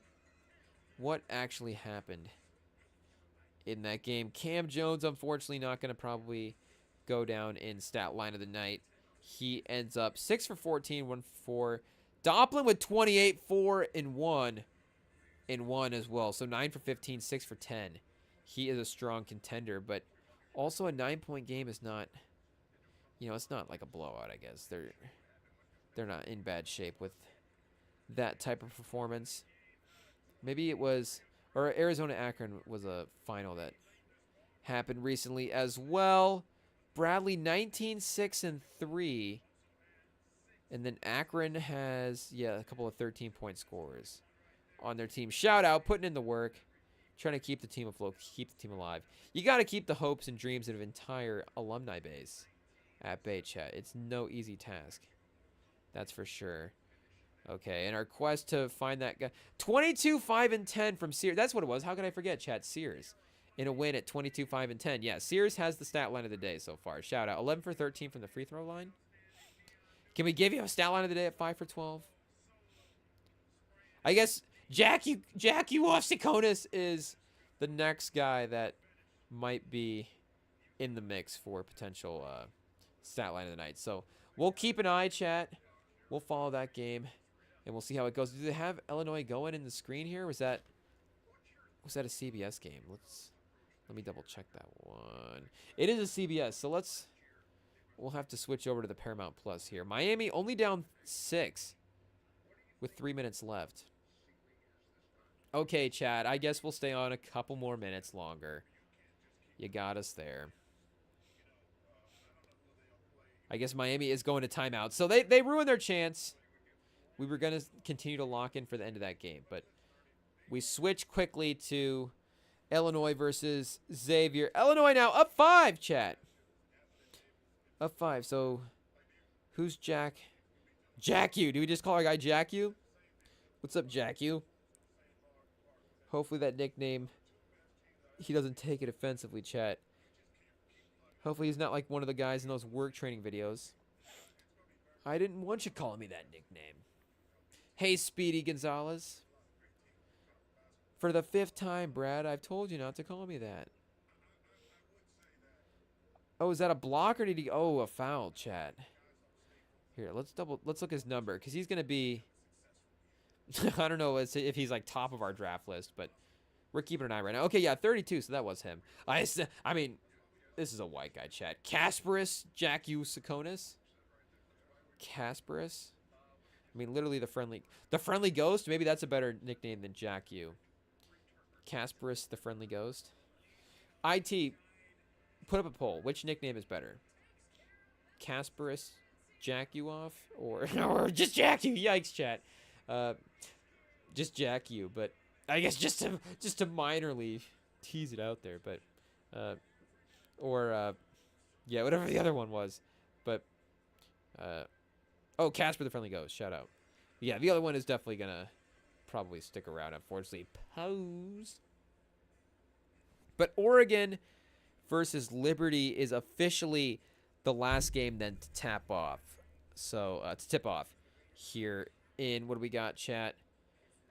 A little less than 10 minutes, I guess, for a tip off of that game. So, we'll make it, I guess, to tip off for Oregon Liberty. We'll stay till the last game has tipped. The REMINGTOM pod, chat. Uh-oh. Bryant. Don't let Tom Izzo call timeout and game plan and get this team back in the mix. Don't let it happen. So, yeah, UConn's putting up 30 right now in the first half. I mean, you know, they could get to 75, 80 points. I guess that wouldn't be shocking. They've done veterans on offense for sure that have been around, know how to get to their spots in the court. Maybe not like A-plus shot makers, but again, experienced guys. That can matter in college. Put your head down, get to the basket, you know. Oh, picked clean by the defender, chat. Some of the transitions have not been the cleanest today, but at least he's going to get to the line. And the steal was a great clean rip as well. But here we go, chat. Xavier down 1. 9 minutes left in the first half, but it looks like we're in for a battle. This could be game of the night, potentially. I guess if we go game of the night so far, Alabama, Robert Morris, maybe Baylor, Mississippi State, but 1 seed, maybe Memphis, Colorado. Oh, St. Mary versus Vanderbilt. We'll go watch the highlights back for that one. Was there some drama in that game? So, and Robert Morris versus Alabama was just like, okay, Robert Morris is hanging around, you know. It didn't seem like they were. I guess they could have stormed back and won. You never know. You never want to keep them hanging around, but didn't seem like Alabama should have dropped that one at any point. Yeah, that would have been the embarrassing, rare. The better team loses the close game to the lower seed, where it's like, oh, usually the lower seed just steps up and has a way better day. The 2 or 1 seed or whatever is down, and it just is that sequence of events. But now Illinois trying to turn a little defense into offense. So who knows? Maybe just no regular season defense. They don't care about the regular season. They don't care about their seeding. They're not champions, but they just go, it doesn't matter, chat. We're good enough. We can figure out the tournament. It doesn't matter where we're seated at. We get the team we play, and we try our best. The dunk baseline called back for an offensive foul. Did he step out of bounds? Did he step out of bounds, chat? Let's get a replay. The spin move going baseline. Oh. Oh, there it is. Oh. Oh, I don't think he did, chat. Illinois might have just got screwed on a call. Shout out our Big Ten brethren. I know we're not typically always cheering for these other teams, but we're cheering for justification. We're cheering for, you know, ethical calls. So, yeah, they need to call something against Xavier that's ticky-tacky as well. Make up for it. Get the ball back to Illinois. Whoa. And just say, hey, our bad. Here's a free play. You guys have this possession back. But the spacing, chat, the offense. Fun start. That game's 26-22 with how much time there left, chat? Went off the screen. So, yeah, they're at 7 minutes left. And I guess UConn is at 2 minutes left. So, yeah, you can see kind of the offensive difference between a team like UConn and a team like Illinois. But then again, the defense is balancing that out. Would Illinois probably be at 26 facing UConn? They might be at less. You never know. They might totally collapse. Casper Jack, you chat? He might be the type of guy that's just not quite ready for the occasion yet. Let's see. With his box score numbers and, you know, decent-sized guard. Oh! Number 5. I know we've looked at all these names before, chat, but sometimes they just don't always register. Sometimes you just need to keep scanning multiple times. And sometimes, you know, it's the draft. It's been so separate this year. Like, look at a name as a draft, and, like, we haven't really watched college basketball. So now we're watching college basketball. We're like, oh, yeah. Faces to names. Except for Con Knuppel. We're locked in on Con Knuppel. Oh, Jeremiah Fears for Oklahoma is the Miami pick. And did we finish talking about Miami earlier? I don't know if we finished the Miami thought earlier. Hopefully we did. Just anyways, yeah.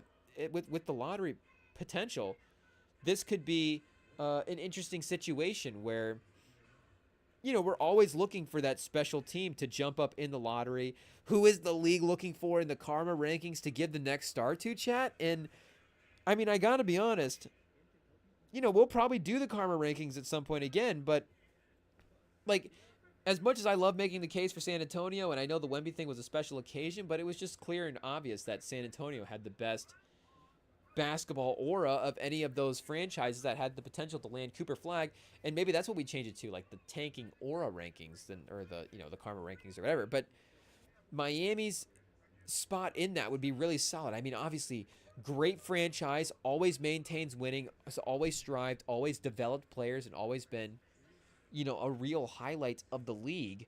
So now that, they get a star player that requests a trade in the middle of the season, they're not able to maintain the same level of play as they normally do, and they now fall off, in one random year.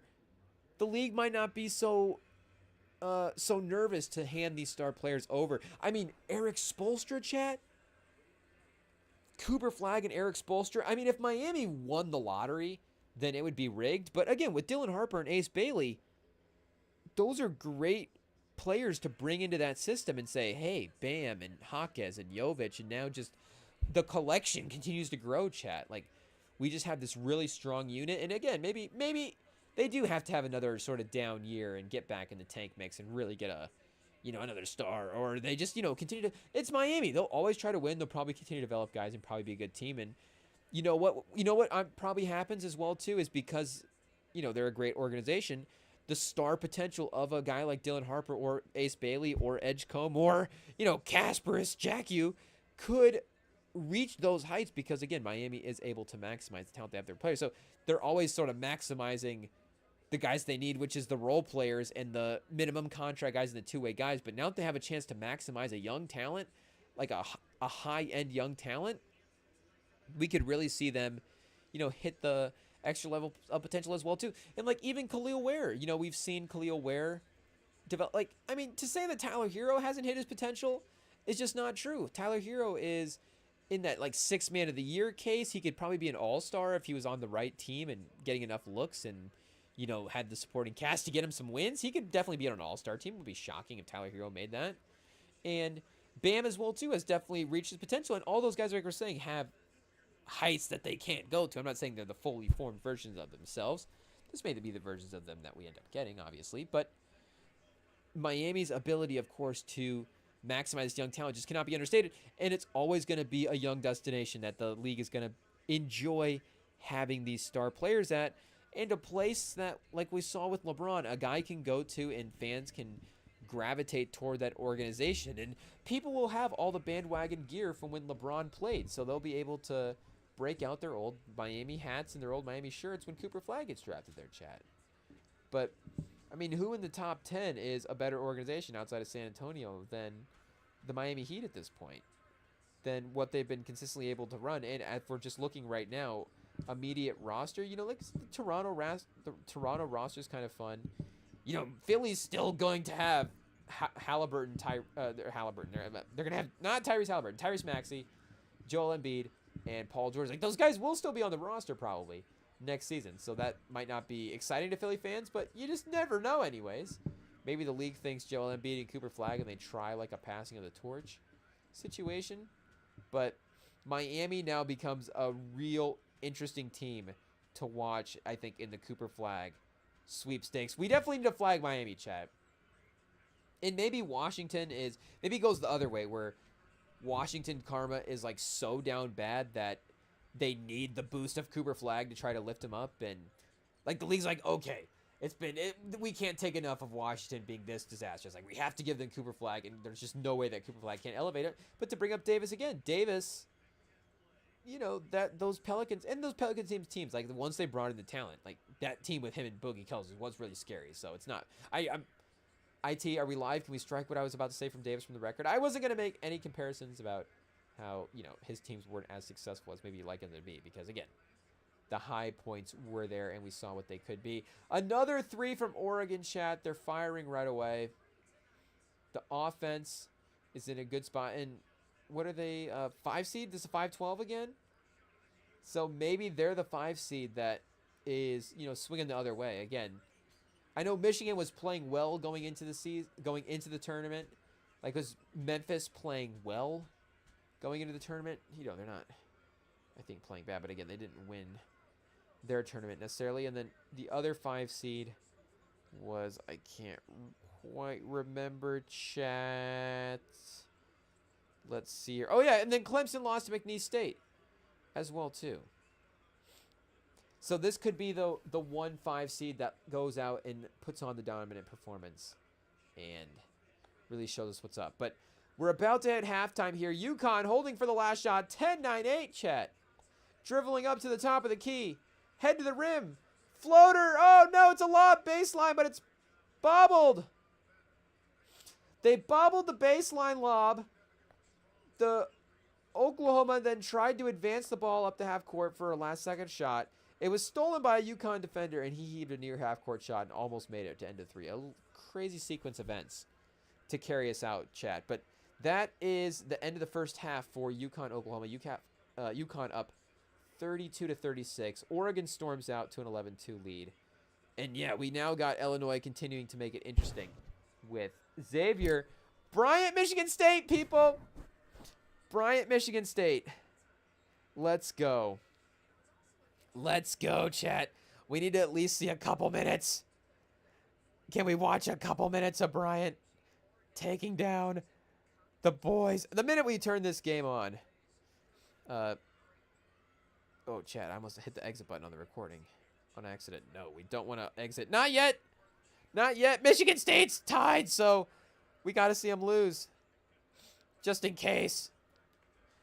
Let's see here, chat. The Bryant Bulldogs. Who's the white guy on the Bryant Bulldogs that's going to be taking down the Spartans tonight? 12-12, halfway through the first half. 2 for 6 from 3, 2 for 4. So efficiency all the way around. At least, you know, decent three-point shooting. Not even shooting great from the field. No free throws either. Less rebounds. Another game where the math is not mathing, chat. More fouls, obviously leading to the free throws. But Jace Richardson 0 for 2. See, 2 rebounds, 1 assist, still making himself useful early on. 3 points from Holman and 4 points from Akins. The guard is 1 for 3. Got a foul shot in there as well, too. But, yeah, I guess Michigan State, they're going to make it ugly. It's going to be slow. Not going to necessarily go out there. And I mean, they could dominate a team, but could definitely. If they did, it wouldn't be. They're not a team that I think would go on a run like that. It would be more of a grind over the course of the game. And then you look and you're like, oh, they're up 6 for a bit. And then they're up 12 for a second. And then I guess, 6-12, well, up 12 for a second. Then now they're sitting up 18. Then all of a sudden it's like, wait, Michigan State's been up 22 for like the entire second half. And they're just dominating this game. And you just slowly kind of become the better team and work yourself up. And the consistency and... But now, is Bryant pressing, chat? I don't know how many teams in this tournament have been pressing, but not the most aggressive press, but at least they're making them work, chew up some clock on the shot clock, and then, in turning the game as well, too. Shorten the game a little bit. Less possessions. 4 full court press into a zone, right into the middle of the zone. Navigating into the rim and the layup. So I'm sure Izzo's got this team disciplined to attack that defensive set. But you limit the number of possessions. It looks like they match up well against Michigan State, though they do not get that one to go at the rim, but they get the rebound. A man amongst trees fouled on the attempt. And Golden also, did I mention, massive rebound in last night's game. Just towering over 4 or 5 guys, chat. We just had to bring it up. Speaking of rebounds, that and the Donaldson 3. Very incredible. Lots of fun, chat. But that's the baseline out of bounds to the corner again. Nothing going into the rim. Maybe saving that for later just in case you need it. You don't want to execute that as your first first out of bounds play in the tournament. Maybe you do if you're a 15 seed. But he'd be like, well, we're a 15 seed, Bryant. Like, if we're playing this team in the Sweet 16, like, do we want him to see this music? It's like, hey, let's not overthink it too much. But Xavier 5, okay, that game, like we said, fun rating is good. Liberty, Oregon, shout out Liberty. I wanted to believe, but it looks like right away Oregon is just playing with energy, and they really are playing with an energy, chat. I didn't see like the Duke game, and like I was saying, we saw Alabama put up a ton of points. Didn't see a couple of the other blowouts, and even Arizona as well too. It didn't seem like Arizona was. I mean, obviously they were playing near peak basketball, just in terms of looking at like the totals and the box scores and stuff. But in the intensity level, it felt like they're able to get to 93. That's what I'm saying. It feels like maybe that's why they're a little more dangerous. Not because they're not reaching their intensity level, but because when they do reach it, it's just a scary, scary version of what they are. So, it's just like you just need help getting there, chat. Pause. Ayo! That's wild. But don't tell me I'm wrong. So, spinning baseline, chat. The nifty footwork, the crafty drive. He can't be contained even if the baseline is being used as second defender. Letting the defender move his feet, getting under the rim, laying it in. Oh, another bar, chat. We started this with the bar. We ended with the bar. A bar for a bar. Shout out Chance. It is what it is. Foul on Michigan State. On one end, chat. A slow game, 14-14. Not even a lot of shot attempts. Just a lot of playing for the shots, a lot of dribbling. But that was a nice, quick, decisive attack there off the inbound. So you can't necessarily be mad about that either. Especially since it's going to result in points. But this is Jeremy Fears. So is he related to our guy Jeremiah Fears that we were seeing for Oklahoma going to Miami? So, I mean, even in this range, Jace Richardson, but yeah, any of these three guys, of course, would be super fun. And maybe the tier even extends beyond that. Con Knuppel, do we move him up into the tier with these three? Who knows? Derek Queen? Maybe he's just a guy that continues to rise up a lot of draft boards. I mean, I'm always going to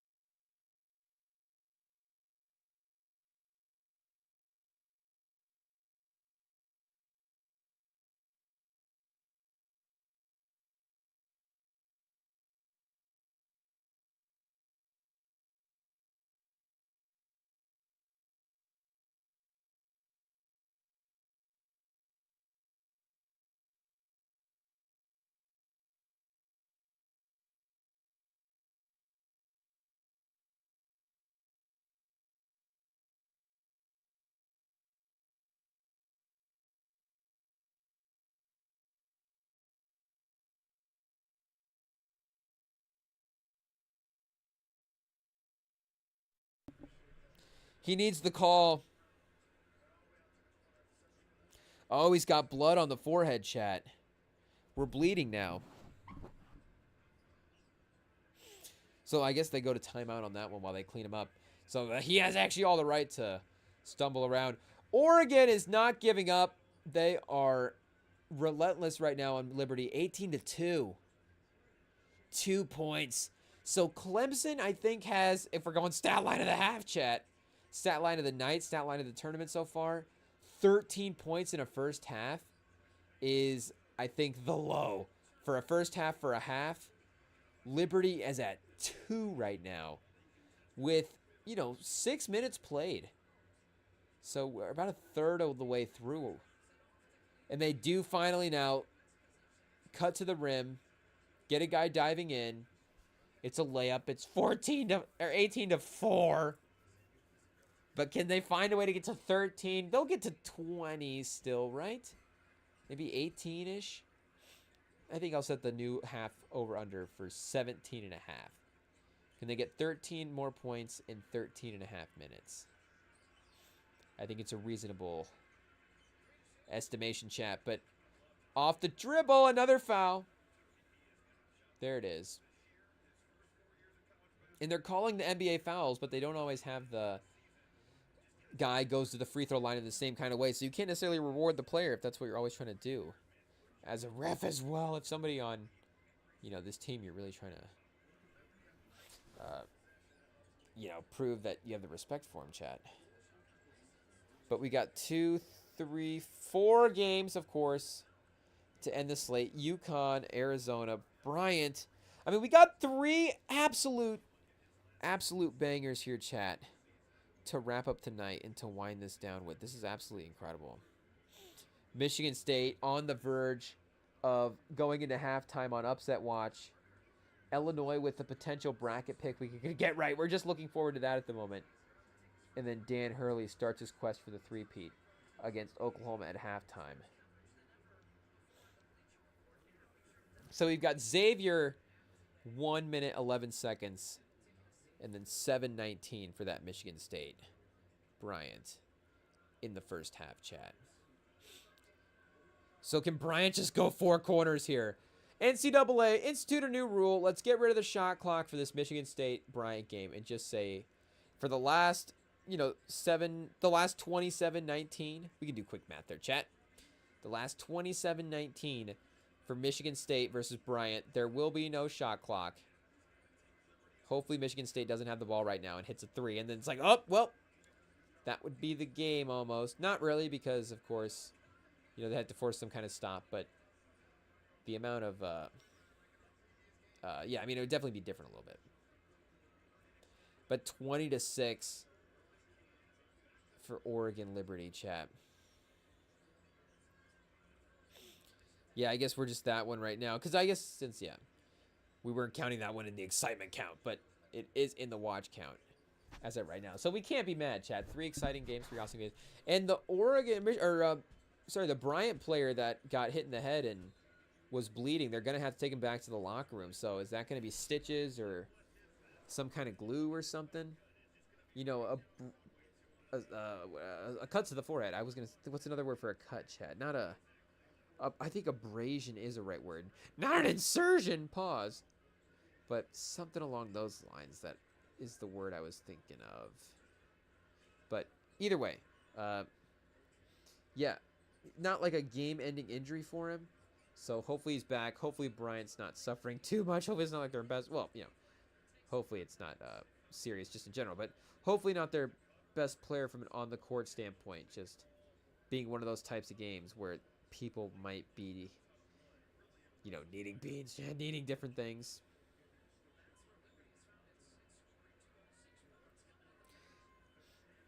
And we're getting a nice stoppage here. Cleaning up. I guess it was really starting to drip bad. Pause. Because now we're getting a full clean. The court. Just a free timeout. So, unfortunately for Bryant, the coach that they are facing against in this situation is Tom Izzo.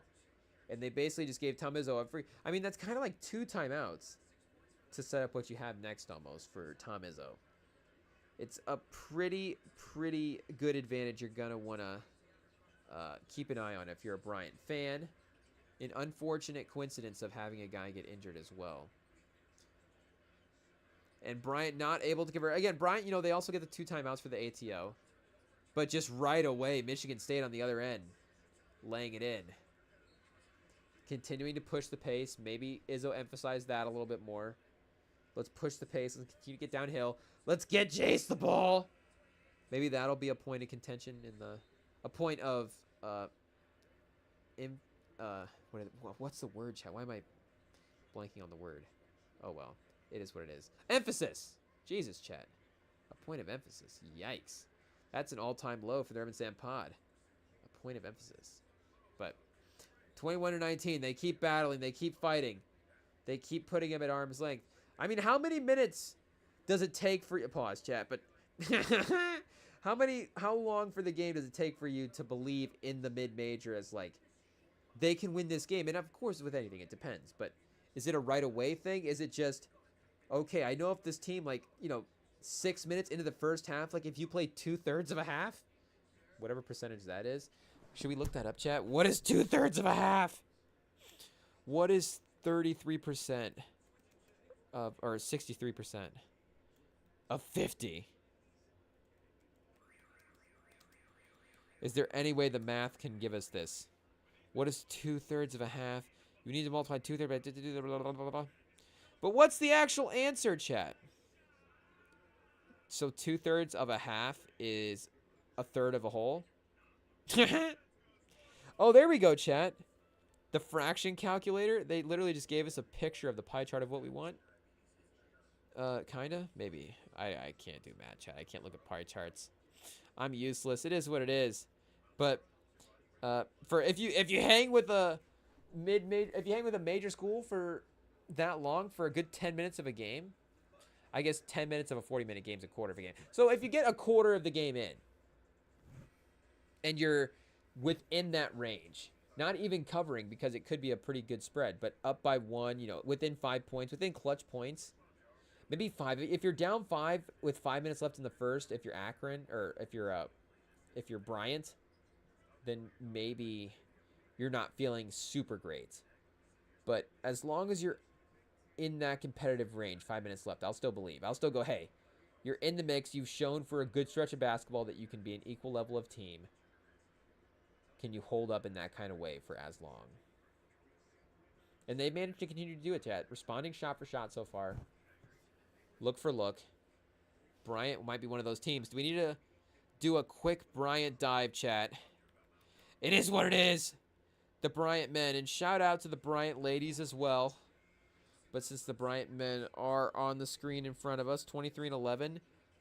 23-11 won the regular season tournament and the conference regular season and the tournament as well too. Phil Martelli, iconic college basketball coach. Shout out to the real ones that understand the legacy of Phil Martelli, chat. But he has now been at Bryant for 2 seasons. Oh, Phil Martelli Jr., chat? We got a junior situation here. What's going on? Let's look this up. So, yeah, Phil Martelli Sr., 70 years old. I was going to say, you know, if he was still messing around, former coach of St. John's. If he was still messing around as head coach of a just random tournament team, you know, I wouldn't be totally surprised. Just like randomly taking Bryant to the tournament. But his son, Phil Martelli Jr., the DNA, the spawn, is, I guess, the one doing it. So, pause, chat. He is now starting the next legacy for the Martelli family. 4 minutes left, chat. First half, Bryant up 1. They're going to do it. They can give us hope, at least going into halftime, that maybe they can win this game. And maybe they will be the ones to pull off the upset. Will we remember Phil Martelli Jr. and the Bryant Bulldogs team? I mean, again, the Martelli legacy. Associate coach at Michigan. And yeah, acting coach at Michigan, of course, but St. Joseph's coach for many, many years there. And what did he do as the St. Joe's head coach? What was their tournament success here? Obviously, you know, a stud enough to be around for, is that a decade plus long run, chat? Especially, you know, combining the assistant years as well. Oh, I guess, yeah. I was expecting to see Phil Martelli as junior. But yeah, Phil Martelli is Bryant. Phil Martelli is St. Joe's. So we're getting it all separated now, chat. Oh, yeah. Here we go. Regional final. Some Elite 8s. Some Sweet 16s in there. So there was an Elite 8 performance in 03, I guess. They lost in the regional final, then the semifinal. They were the 12th overall team in the nation in 1996-97. Shout out. St. Joe's is, you know, good basketball school, chat. They've had some good guys. Who was on this team? Rashad Bey, Arthur Davis, Terrell Myers, Dimitri Domini, Nemanja Petrovic, chat. Duval Simons. Shout out. I'm sure those names meant something to somebody. Oh, and Michigan State has their first lead of the day, chat. 26-24 as we hit another timeout. It is what it is. They might just get things together. Izzo's rubbing his face. There's some times where the coach is, you can tell that they know that they're not going to lose the game, but they're acting out. And then there's some times where you're like, oh, he's actually coaching and just in the moment and just be like, I got to do everything we can because we can win this game. Like, he knows we should be winning this game. We can lock in. We do our thing. We're going to be okay. But, you know, it's like, okay, yeah, now we just start doing it. Now you do it for the one play. You don't want to do it for the whole game, but you do it for the one play. So they got in as a 1 seed in the tournament that year. 30-2, number 5 overall in the nation. Jameer Nelson, Delonte West, and Dwayne Jones. Pat Carroll, Tyrone Barley round out this team as well, too. Chet Scatlings, John Bryant, Dwayne Lee, Arvidas Lazinus, who knows? But shout out Jameer Nelson, 20-4 and 5, 24 rebounds, 5 assists that year, and took down. Speaking of Liberty, losing to Kentucky earlier, took down Liberty, Texas Tech, Wake Forest, and then lost to a number 2 Oklahoma State team that went to the Final Four. They won all of the Big 12 finals that year. Took down East Washington, Memphis, Pitt, and then lost to Georgia Tech in the finals. But this was Tony Allen, John Lucas, Joey Graham, Ivan McFarland, and Stephen Graham. This might be a game to go rewatch. The Tony Allen, Jameer Nelson game.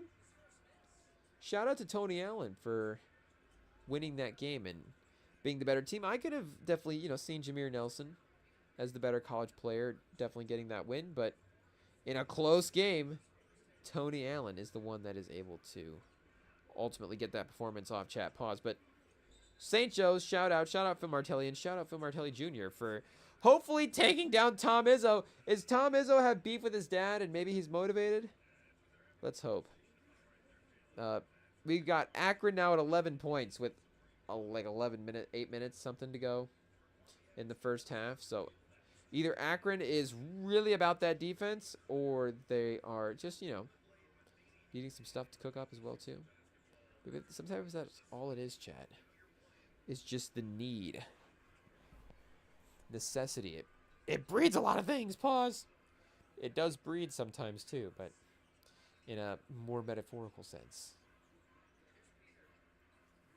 So 27-11, I guess it's still in like a 16-point game. It's still like if they make a little bit of a run, they can make it interesting. But yeah, they're at least two runs away from winning this game. They need one here to final 10 minutes, maybe 6 minutes is when you start really like, hey, the run needs to happen. And then 4 minutes, you start thinking, okay, maybe we're just not that team, honestly. But with the advanced stats of the year, you would assume that you are that team as well.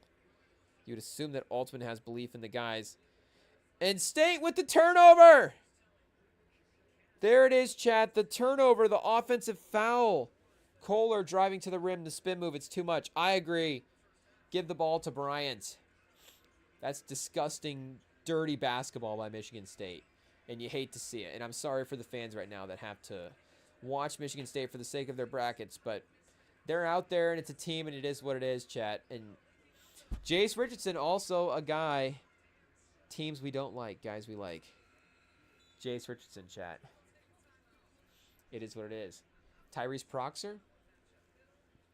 Might be another one. Are they reviewing for goaltend here? This one was, oh yeah, clearly off the backboard on that play. I don't think that was necessarily the one they were reviewing because that was pretty obvious. But shout out anyways for listening to it again. But 24-28, chat. Here it goes. Here it goes. The Michigan State run. UConn still up by 5 as we have 16 left in the second half. But this is where Michigan State starts to separate themselves as a better team. Oh, it was close for a minute. It was fun while it lasted. 31-24.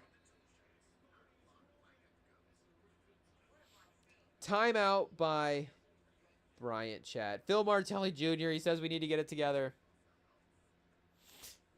There's some things to talk over down 7 with 2:15 left in the first half, chat. So, shout out to an incredible day 2 of March Madness action. And we will not be live tomorrow, I don't think. I guess, it still depends. We'll have to wait and see. But I don't know. If we are, it will be a pop-out, so stay tuned. Subscribe. And I guess, do we say it, chat? Ring that notification bell. Click that notification. I guess we ring the bell. Do we ring the bell? Does YouTube ring the bell? Who rings the notification bell? It rings if you click it either way. I guess it doesn't matter how the ring actually gets in there, chat. But if you click the subscribe, the notification, the ring, you will find out if we'll be here tomorrow. We'll be here Sunday for sure. And we will be following along with the rest of the March Madness action throughout. We'll make sure to stay more locked in on NBA and the rest of the stuff that is happening. But this weekend, just the craziness of March Madness. You have to... Oh, chat! We can't leave yet. We have to check on the ladies' scores real quick. We have to check on what is happening on the other side of the bracket. How could I forget? IT, you got to remind me of these things. That's what we hire you for. UCLA, okay, over Southern. Kentucky! Liberty on the women's side, giving Kentucky a run for their money, chat. A 1-point game, so UC Davis versus Michigan might have some competition for game of the day. A 1-point game, 20 points from Stout, 14 from Bella Smuda, 17 from Emily Hess, chat. 34 from Georgia Amore. 12 of 24 in the field, 6 of 10 from 3. 34 and 8. Ooh, WNBA watch, chat. Look at this. Is this what it's like being a WNBA fan? It's like being an NBA fan, but just with other basketball, right? You watch performances, you go, hey, can the Aces get Georgia Amore?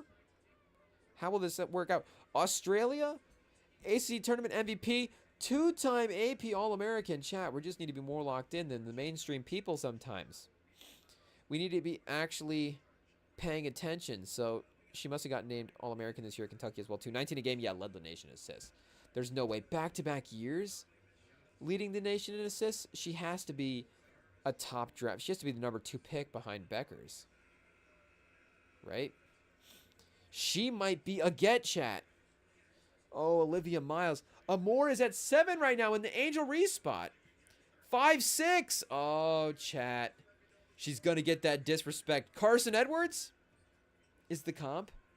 19 a game this year. She can score with the best of them. 6 assists. Obviously, the playmaking was there. But Olivia Miles, 17 and 6.2 as well. And the size, I can see why, from a draft perspective, you'd make that case. Definitely. And, of course, you've got the USC teammate of Juju Watkins in that top 7 mix as well, too. But, I mean, in terms of big-level performers stepping up in big moments, chat, Georgia Amore, if I'm saying that last name right, was definitely everything they needed her to be today. And, pause, and Daisy Lawrence at 16 a game and then 15 and 10 from Clara Strack as well, too. So, impressive stuff from Georgia. Notre Dame with 106. So South Carolina 108. The women with the 2 highest scoring performances of the day. And Notre Dame as the 3 seed. A 3 seed and a 2 seed? Maybe something to reaffirm their status. And speaking of, I mean, chat, Olivia Miles, it's a great game. It's a great performance by the team overall, and you don't necessarily need her to perform that well. And she got 8 assists. The playmaking role is still there. But 2 points, the offensive thing wasn't necessarily all it should have been. And there are still other, maybe more people on this team to focus away from Miles. I don't know the dynamic of this team, but you got a couple of 20-point performers, both, shooting pretty well, I imagine. And just in general, as a team, 56% from the field is crazy. Like, imagine if Miles had even gone 50% herself. She could have brought that number even a little bit more, chat. But obviously that album is fine. But let's see here, chat. Either way, 85-41 by Kansas State over Fairfield. Baylor takes care of business. TCU, chat. A little Haley Van Lith check-in real quick. Little Haley Van Lith box score. Stat line of the night. Haley Van Lith. I guess Georgia Amora goes stat line of the night so far, right? 34-10. We got an 18-4. And we probably should be looking at the more dominant performances as well, too, to just double-check those. But Van Lith, chat. 13-7-4. 23-2-6 from Connor. And 16 from Sedona Prince and 10. So the star players definitely cooking for TCU today, chat. You love to see that from a long-term perspective. Duke Lehigh. Oh, man. 25 points from our team at Lehigh, chat. Shout out. With all due respect, you love to see it, but a 41-point win by Duke today. The box scores, they shot 19% from the field, 13% from 3. 5 of their points were from the free throw line, so they had 20 points in field goals, chat. And in threes, 2 3-pointers. Who led the team? Ella Stemmer led the team in scoring with 8 points. She was 2 of 13. Bella Brammer with 2 points. Colleen McQuillan, chat, 4. Maddie Albrecht, 4. Lily Fandry, 4. Remy Sisselman, shout out Remy Sisselman, but only 2 points and 1 for 7 from the field. Whitney Lind, 0 for 3. Sorry to put you all on blast, but 25 points for Lehigh is crazy, chat. Duke, nobody in stat line of the night territory for this team. So, again, not to trend bias toward the popular players, but, I mean, Georgia more 34-10 in what seemed like a pretty important victory, if I'm not mistaken. Kentucky got that win. Kind of has to seem like an obvious case for stat line of the night, chat. Georgia Amore, shout out. Where's it at? Can we go back here? Yeah, she was... Was it Kentucky, chat? For Georgia Amore? 1-point game over Liberty.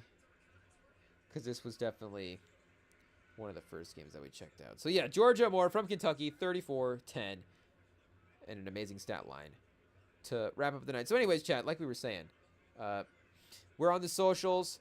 We are on the podcast feeds as well, too, Spotify and Apple Podcasts if you want to get the podcast versions of the live streams. But there are live streams as well, too. So, we're live here on YouTube. Anytime we're doing these episodes, we're just in the moment having a good time, watching sports, hanging out, reacting to what is happening. But Michigan goes into the half up 5. We'll see if they're able to carry that into the second half and able to close out that win. We've got Oregon at 37-16 with 4 minutes left in the half. And UConn continues to just be holding on 39-32 versus Oklahoma in that 8-9 matchup. So, yeah, stay tuned to the feeds, and we will see you guys back later this weekend as well. More March Madness. Have a good Saturday, people. We'll see you Sunday.